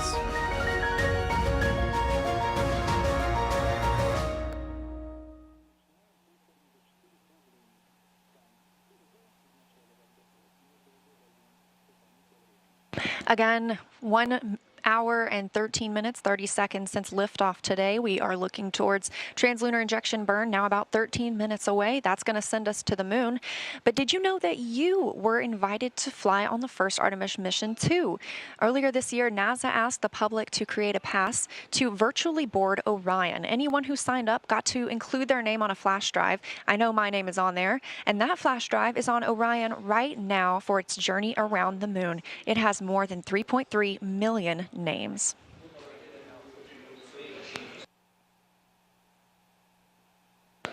The Orion spacecraft is designed to carry 4 crew members to lunar orbit, which we're preparing for on Artemis 2. NASA astronaut Randy Bresnik brought us through the hatch of the vehicle to show us where those future crew members will live and work during their journey. This is the Orion crew station, where the crew will be when they fly the vehicle. As you can see, the commander seat's on the left, the pilot seat is on the right. Compared to the space shuttle, which had over 1,200 switches, controls, and circuit breakers, Artemis astronauts will have much less, only about 63. Inside, the crew of 4 can live and work for up to 21 days at a time, which is several days longer than the previous crewed Apollo missions to the moon. The interior is about 30% larger than those Apollo-era capsules to give more crew living and working space. Everything crew needs is packed right under the floor, thanks to the Orion stowage system. Under these panels is space for everything ranging from food, clothing, sleeping bags, to science and camera equipment, and even the tools necessary to perform repairs if required. On the upper part of the crew compartment, or what we call the overhead, is the docking compartment, a crucial component to future exploration. It allows crews to dock the Orion capsule to Gateway, NASA's next generation lunar outpost. Once they dock, crews will have the ability to board the lunar landers also attached to the Gateway and then head down to the surface of the moon. Through these windows, the 4 crew members will have amazing front row seats of their journey to and from the moon. Do you remember Apollo 8 and Bill Anders' famous photo of Earthrise as they came around the moon and saw it for the first time? Imagine being one of those first crew members on Orion, having their own modern-day Earthrise, and knowing they are traveling farther from Earth than humans have ever traveled before. Thanks to thousands of people from across the country and around the world who have helped with the research, design, construction, testing, and more testing. My fellow astronauts and I know that whoever gets selected for future Artemis missions, they're going to have the journey of a lifetime on board the spectacular vehicle we call Orion.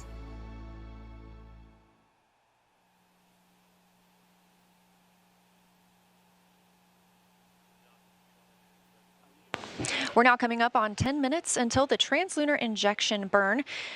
Again, Orion is still attached to the interim cryogenic propulsion stage. That RL-10 engine is what's going to perform the burn for us. But to hear more about Orion, I'm going to send it back to Dan at the moon board to tell us all about our spacecraft. Hey, thanks, Leah. Welcome back to the moon board and Orion. So it's still attached to ICPS, still flying on the very upper part of SLS, but pretty soon it's going to be flying free. And after that happens, it's going to take over all of the propulsion, all of the flying, everything for the rest of the mission.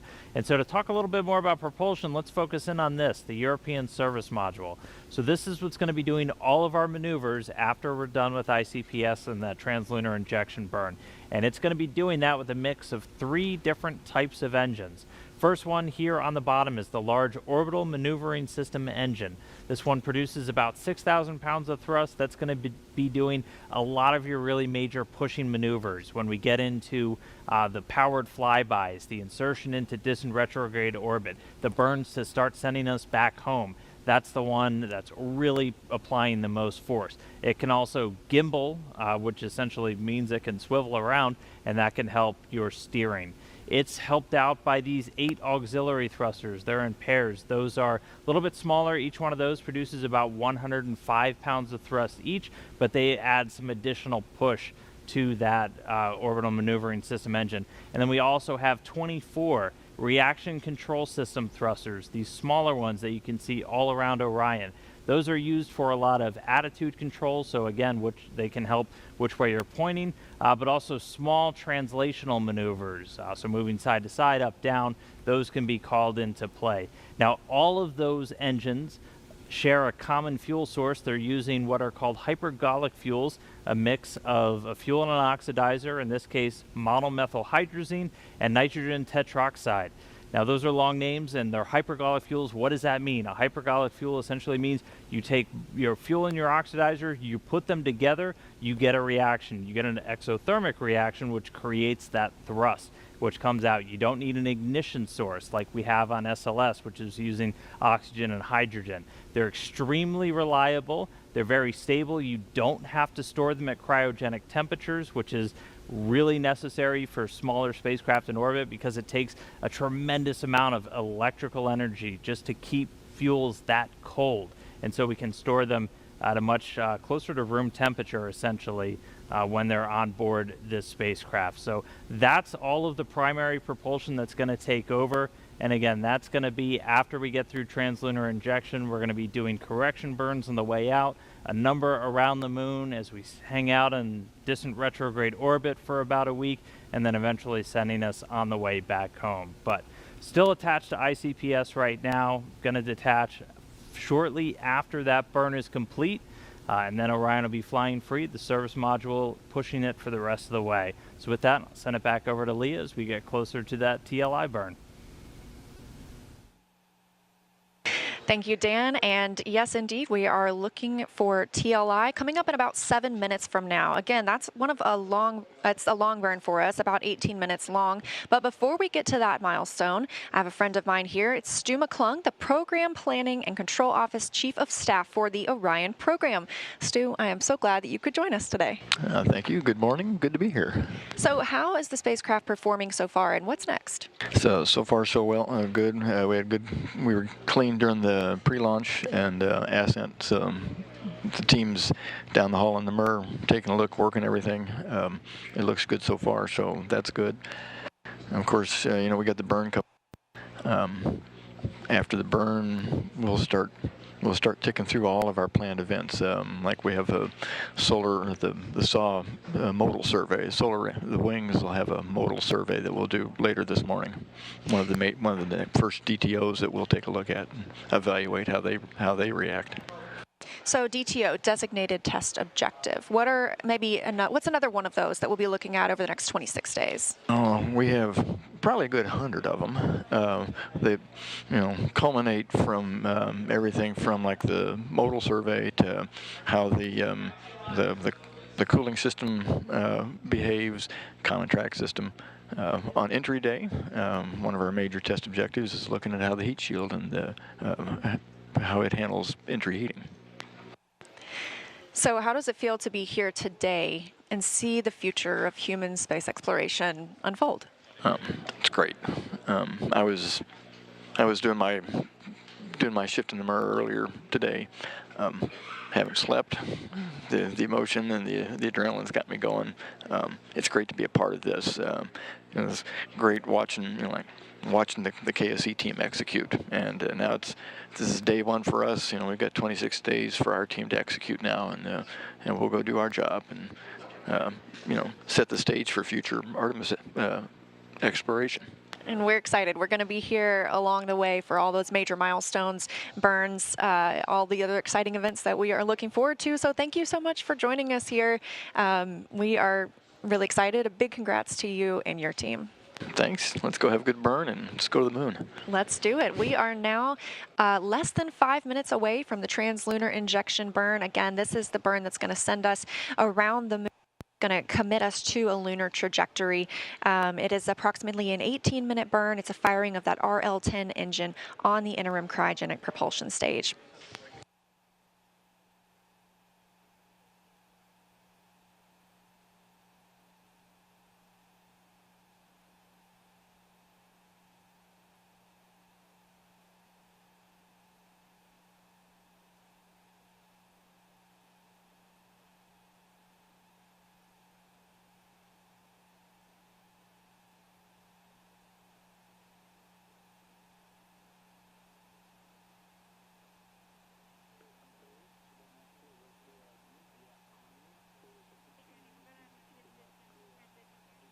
You've got a view here of the White Flight Control Room in Mission Control Houston. This is where all of the teams will be monitoring the mission over the next 26 days.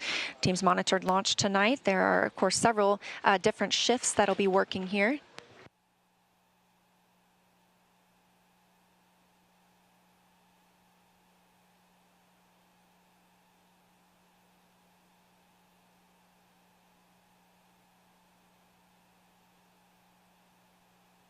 All right, we are coming up now on about 3 minutes until the translunar injection burn. Again, this is about an 18-minute long burn. Firing of the RL-10 engine on the interim cryogenic propulsion stage commits us to lunar trajectory. It helps us break free from the gravitational pull of Earth.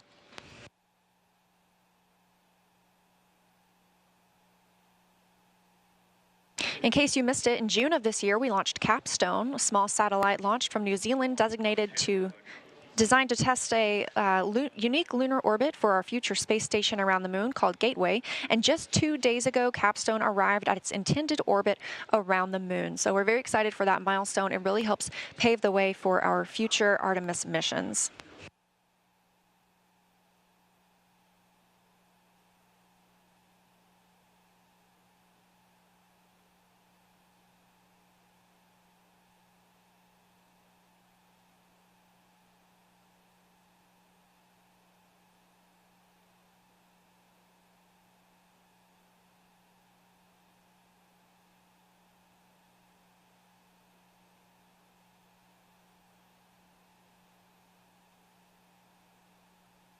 We are now 1 hour 20, coming up on 25 minutes since liftoff from Kennedy Space Center today at 1:47 a.m. Eastern Time. We had a really smooth ride to orbit. We saw solid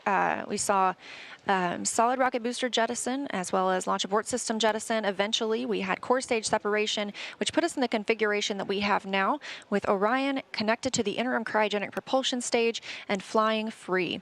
The solar arrays deployed and have been swept back in preparation for the translunar injection burn. Earlier, we had the perigee raise maneuver, which lifted the lowest part of Orion's orbit around the Earth, put us in this perfect positioning ahead of translunar injection burn. A good shot here of our two flight controllers. On the left, you saw Judd Freeling. He is the ascent flight controller. He's been with his team here for the last several hours. And to his right is Rick LeBrode. He's the lead flight controller for a majority of the rest of the mission. Judd's team will take over again once we get back into the re-entry portion. We're now less than a minute away from translunar injection burn.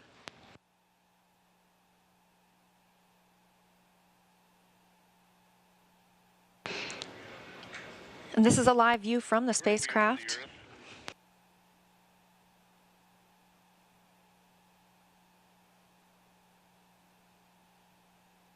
Australia towards the Pacific Ocean. This translunar injection burn will begin to take it away from the Earth, breaking it free from the pull of gravity. We're standing by for confirmation that the burn has started.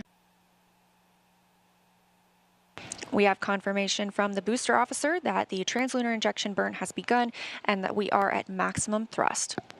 Again, this is a long burn, about 18 minutes, 1960s, and it's a proven, reliable engine. This single engine has 25,000 pounds of thrust. We've already seen the ICPS in action today as it powered the perigee, the sunset of the Earth. This is the closest Orion will be to the Earth until it begins its return home from the moon. I'm going to keep reporting that number, and by the end of the gravity, now traveling at 17,000 sites. There are other burns that will take place throughout the mission. To direct Orion exactly where we want it to PS separates will be conducted by using the single main engine.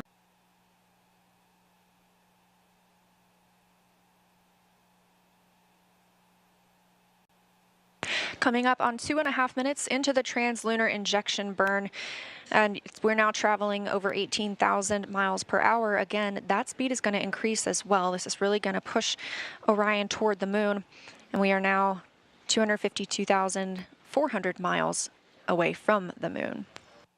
And they include the Lunar Ice Cube, developed by Morehead State University in Kentucky. This will search for all forms of water with an infrared spectrometer. Luna Map from Arizona State University will create higher fidelity maps of near-surface hydrogen in craters and other permanently shadowed study the lunar environment. And Lunar by Lockheed Martin in Colorado will perform advanced infrared imaging of the lunar surface. Now 3.5 minutes into the translunar injection burn. Again, it's about an 18-minute burn, traveling 18,560 miles per hour. Quiet on the loops here in mission control as the RL-10 engine continues doing its job on the interim cryogenic propulsion stage. We talked about a few of our CubeSats. We also have one preparing to study an asteroid. The Near-Earth Asteroid Scout, or NEA Scout, by Marshall Space Flight Center in Alabama will travel by solar sail to a near-Earth asteroid to take pictures of and make other characterizations of its surface. There's a CubeSat on board studying Earth called Equuleus by the University of Tokyo, along with JAXA in Japan. Equuleus stands for Equilibrium Lunar Earth Point 6U spacecraft and will travel to Lagrange Point 2, imaging Earth's plasmasphere for a better understanding of our planet's radiation environment.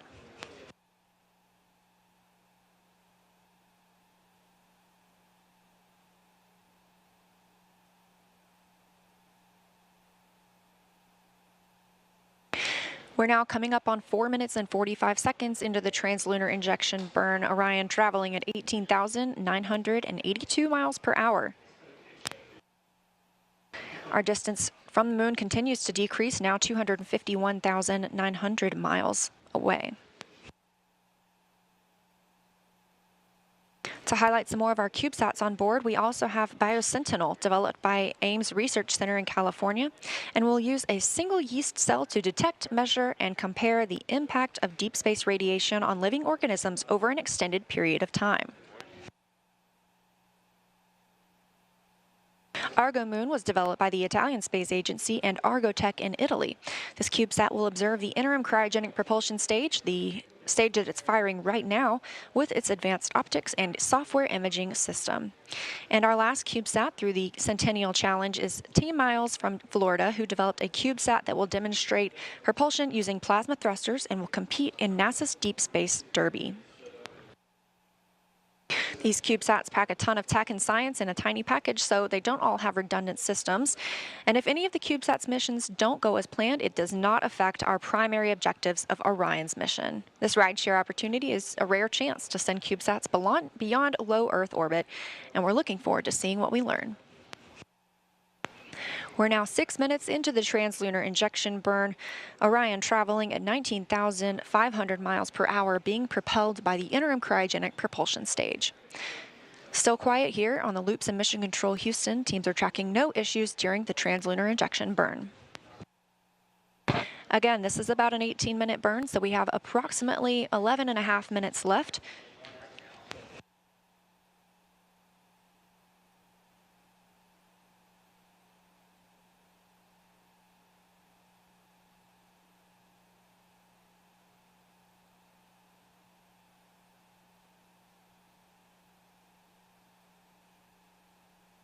It's also been 1 hour and 33 minutes since liftoff today from Kennedy Space Center. That was a 1:47 a.m. Eastern Time launch.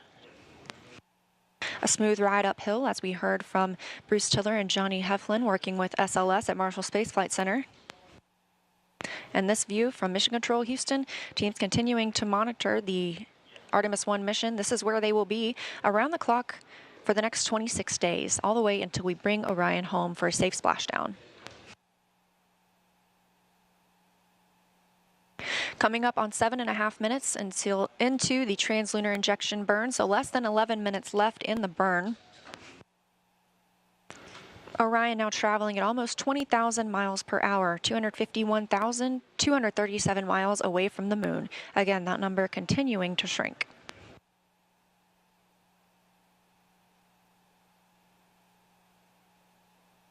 Orion itself is still over Earth. It is over the Pacific Ocean south of Hawaii.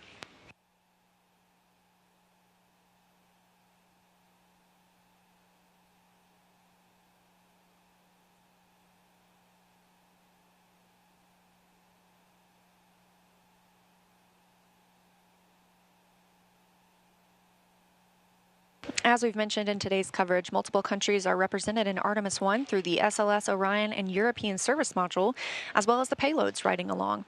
While NASA is leading the Artemis missions, international partnerships will play a key role in achieving a sustainable presence on the moon while preparing to send humans to Mars. In 2021, over a dozen countries signed the Artemis Accords, which will establish a common set of principles to govern the civil exploration and use of outer space. The Artemis Accords will create a safe, transparent environment that facilitates exploration, science, and commercial activities for all of humanity. This cooperation not only furthers space exploration, but also enhances peaceful relationships between countries on Earth.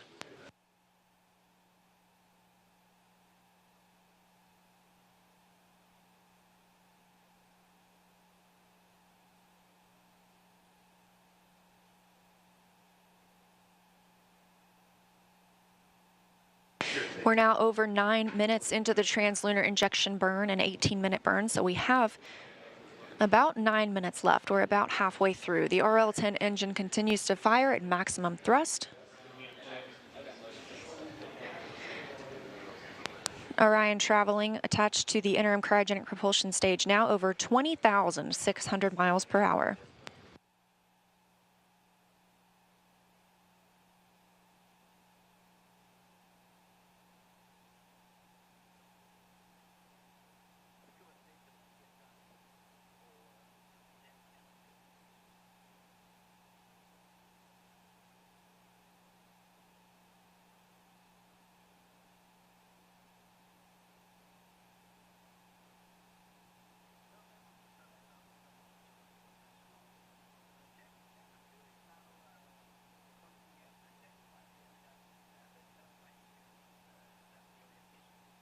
It's been 1 hour and 37 minutes since we launched today. Again, that was 1:47 a.m. Eastern Time from Kennedy Space Center. Orion is still attached to the interim cryogenic propulsion stage. This is the last burn for the interim cryogenic propulsion stage while attached to Orion. It will also have a disposal burn later on.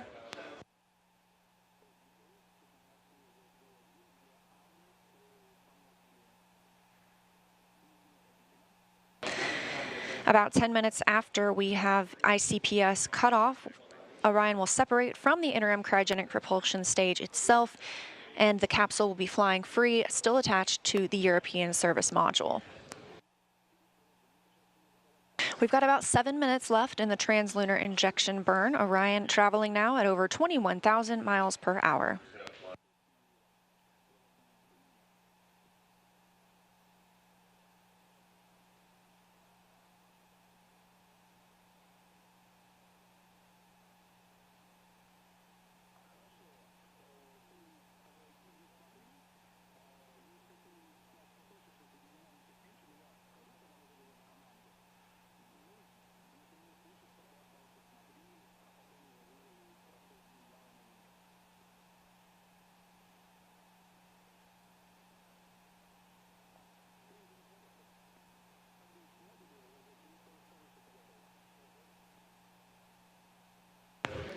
The RL-10 engine continues to fire on the interim cryogenic propulsion stage, powering the translunar injection burn. This is the second firing of the ICPS today. The first we saw was the perigee raise maneuver, which lifted the lowest point of Orion's orbit around the Earth and put it in the proper positioning for this burn. This is the burn that commits us to the moon.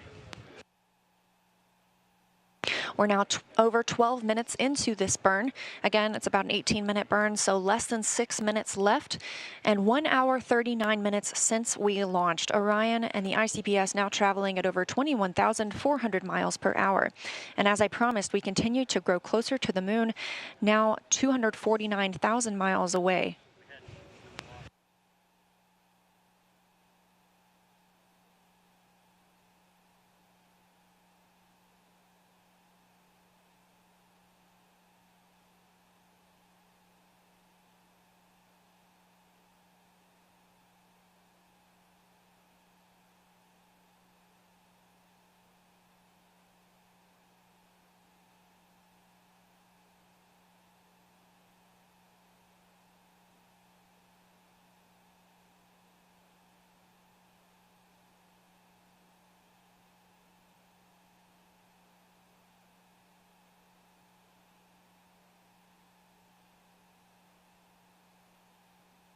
Now over 13 minutes into the translunar injection burn, putting us less than 5 minutes away from cutoff. We have had a nominal burn so far. That RL-10 engine continues to fire at maximum thrust, 25,000 pounds of thrust. We're now traveling over 21,730 miles per hour.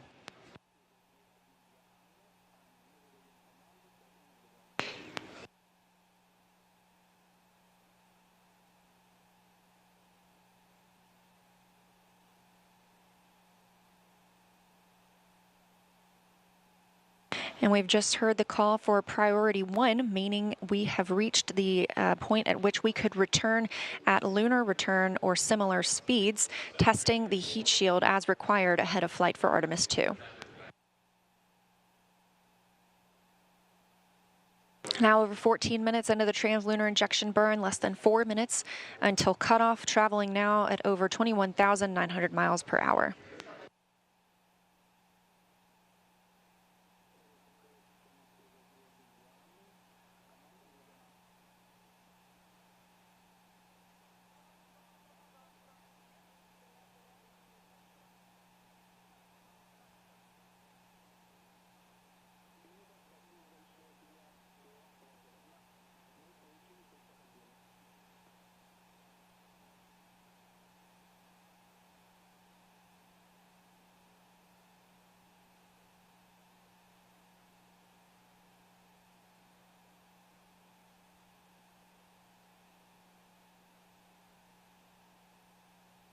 Now less than 3 minutes away from cutoff of the interim cryogenic propulsion stage, and coming up on 1 hour and 42 minutes into the Artemis 1 mission. The RL-10 engine on the interim cryogenic propulsion stage continues to fire as planned at maximum thrust. Again, this is about an 18-minute burn. That's about twice as long as the ride to orbit today, so that just shows how much power we need to break free from the pull of Earth and take us to the moon.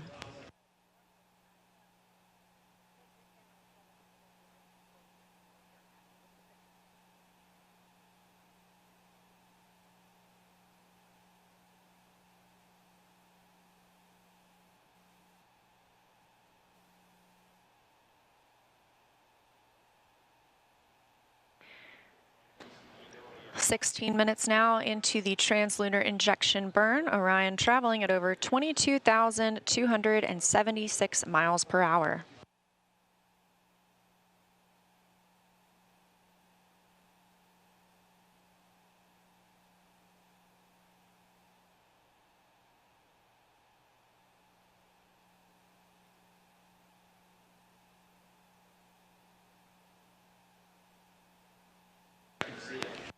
About a minute and a half now until cutoff of the interim cryogenic propulsion stage. Again, this being an 18-minute burn. We are now 248,280 miles away from the moon and continuing to grow closer, 605 miles away from Earth, and continuing to increase that distance.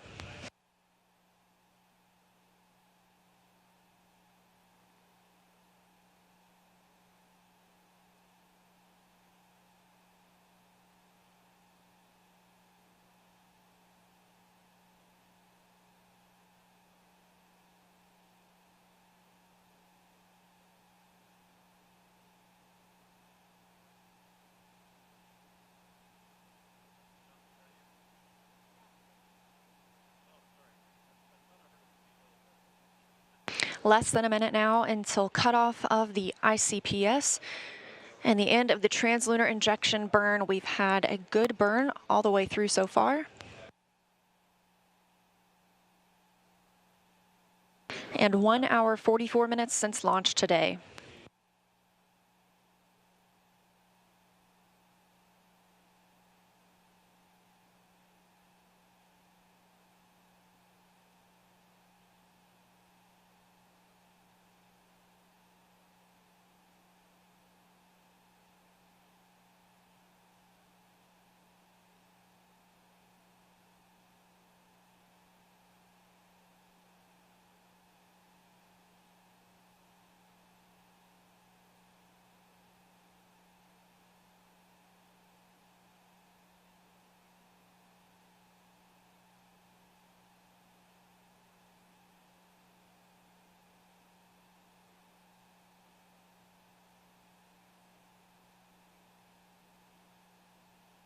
And we have cutoff of the interim cryogenic propulsion stage, which has committed Orion to the translunar conjunction. The spacecraft is moon-bound.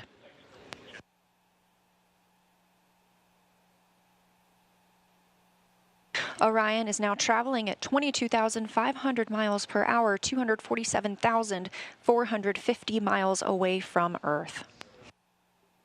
Now that the interim cryogenic propulsion stage has completed its translunar injection burn, it is no longer needed to propel us to the moon. It's done its job, and it will separate from Orion.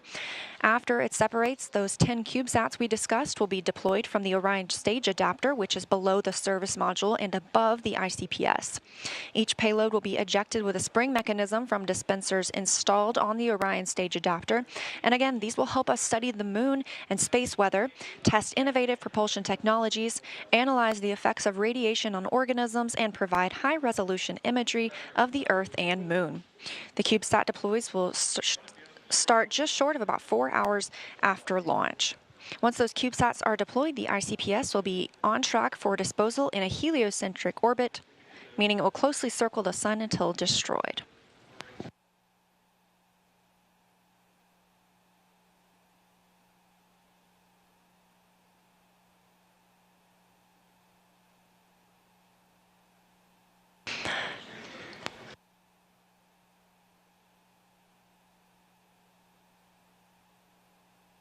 The next change we'll see is for the ICPS to separate from Orion and the service module. Those will continue flying free on their journey toward the moon.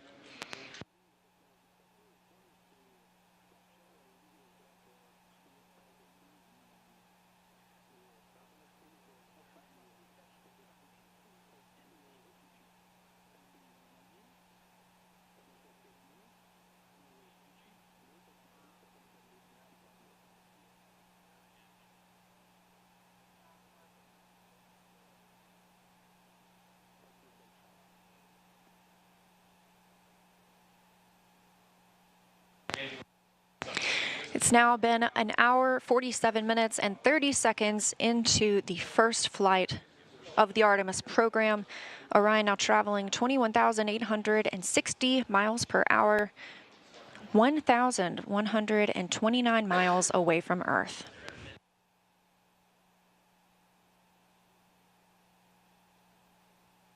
That stage separation from the interim cryogenic propulsion stage, again, should be about 10 minutes after the translunar injection burn is complete, so approximately 7 minutes from now. Shortly after ICPS separation, Orion's service module will fire its auxiliary thrusters to move the spacecraft a safe distance away from the expended stage. Orion continues on an outbound path to the moon, and the Orion stage adapter attached to the interim cryogenic propulsion stage will deliver several small payloads over several deployments.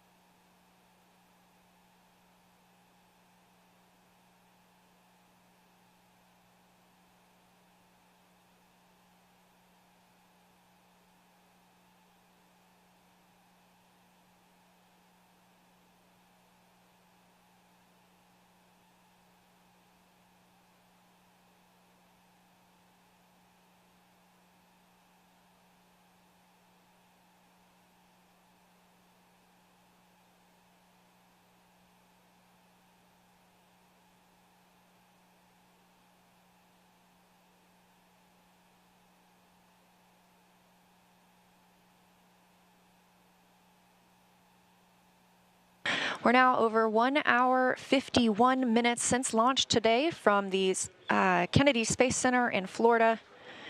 Orion is traveling attached to the interim cryogenic propulsion stage, but not for much longer. We look for that separation to happen in about 5 minutes. At that point, Orion will still be flying attached to the service module, and in this animation, you can see the service module directly below the capsule. Those solar array wings are deployed.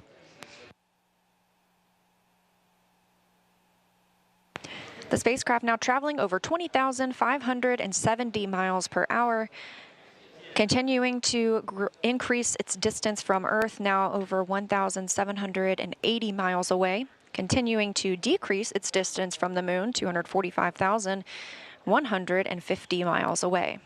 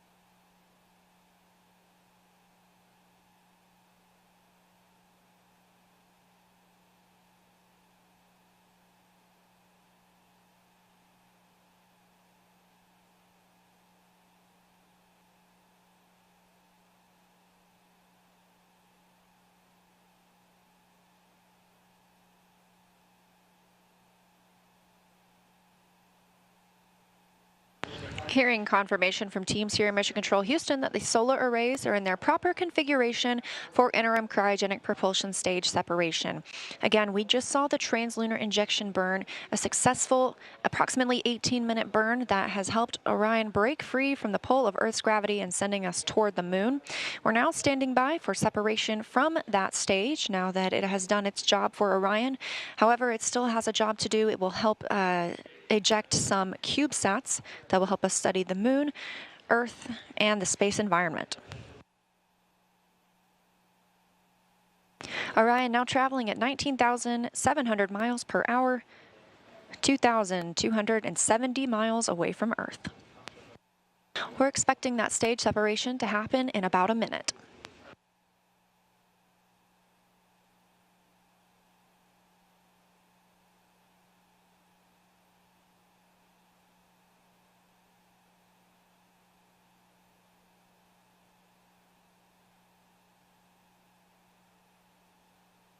As you can see, we have confirmation of interim cryogenic propulsion stage from Orion.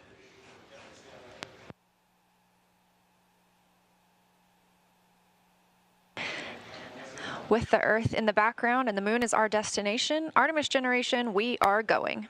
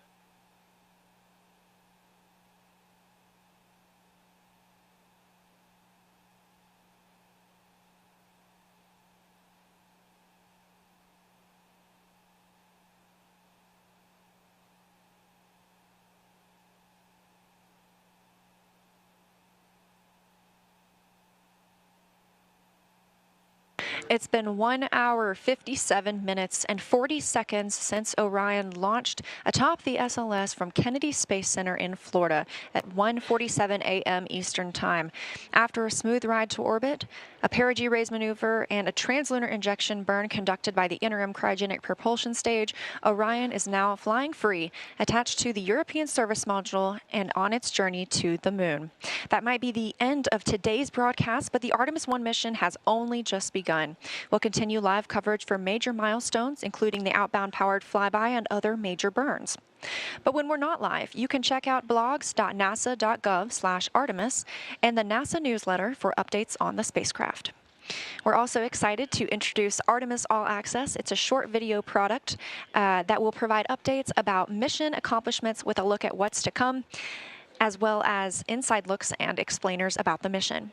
And if you want to stay updated on mission activities and how to watch Splashdown, you can still register as an online mission participant with NASA's virtual guest program to stay informed as the mission progresses. Virtual mission participants for Artemis 1 will receive curated resource and mission activities straight to their inbox. You can register at go.nasa.gov/virtualartemis1. That's a Roman numeral 1 as part of the URL. Don't forget, you can also learn about the mission on NASA and Artemis social media accounts.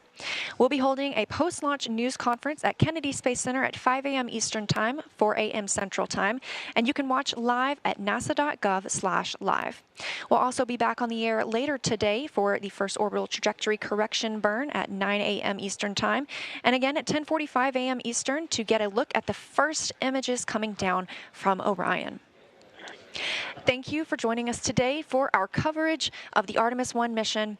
We leave you now with a rendition of our national anthem performed by Josh Groban and jazz pianist Herbie Hancock, followed by a look back on today's historic liftoff as we look toward every milestone in this mission. Artemis generation, we are going.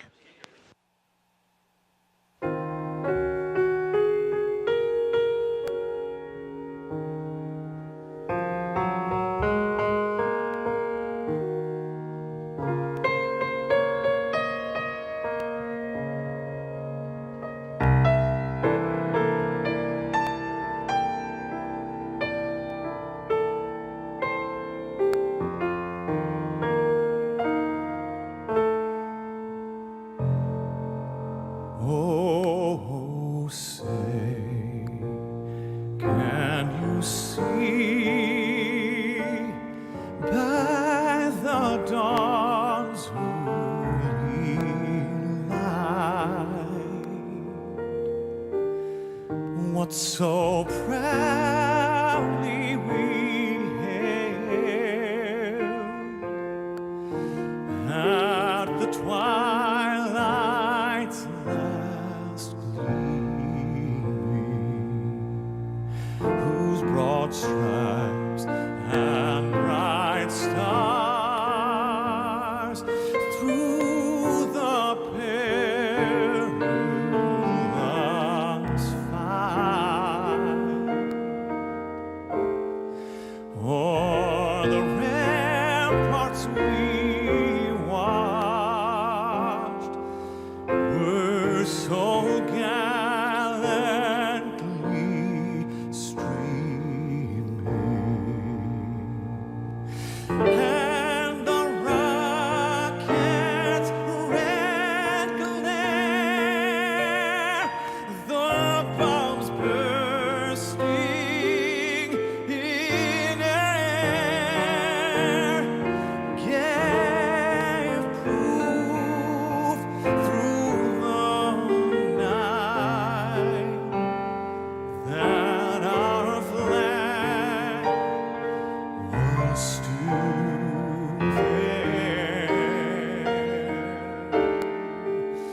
Oh, say does that star-spangled banner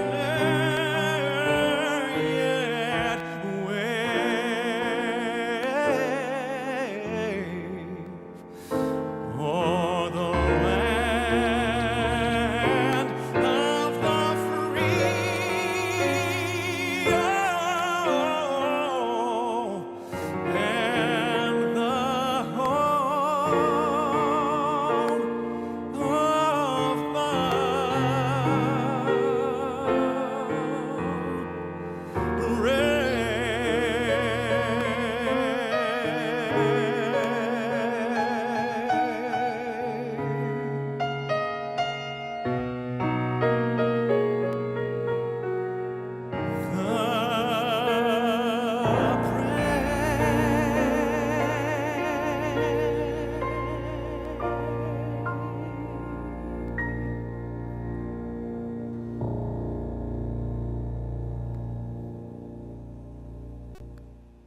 Silencer pressure water now flowing 15. under the ML. And here we go. 10. Hydrogen burn-off igniters initiated. 7, 6, 5. 4-stage engine start. 3, 2, 1. Boosters in ignition. And liftoff of Artemis 1. We rise together back to the moon and beyond.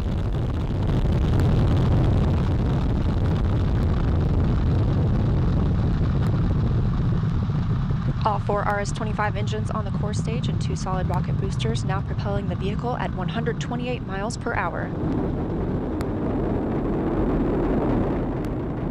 Hearing good control on the roll from teams in Mission Control Houston. All good calls so far. Now 30 seconds into the flight of Artemis 1. First milestone will be for the vehicle to pass through max Q at about 1 minute and 9 seconds into launch. This is the greatest period of atmospheric force on the rocket.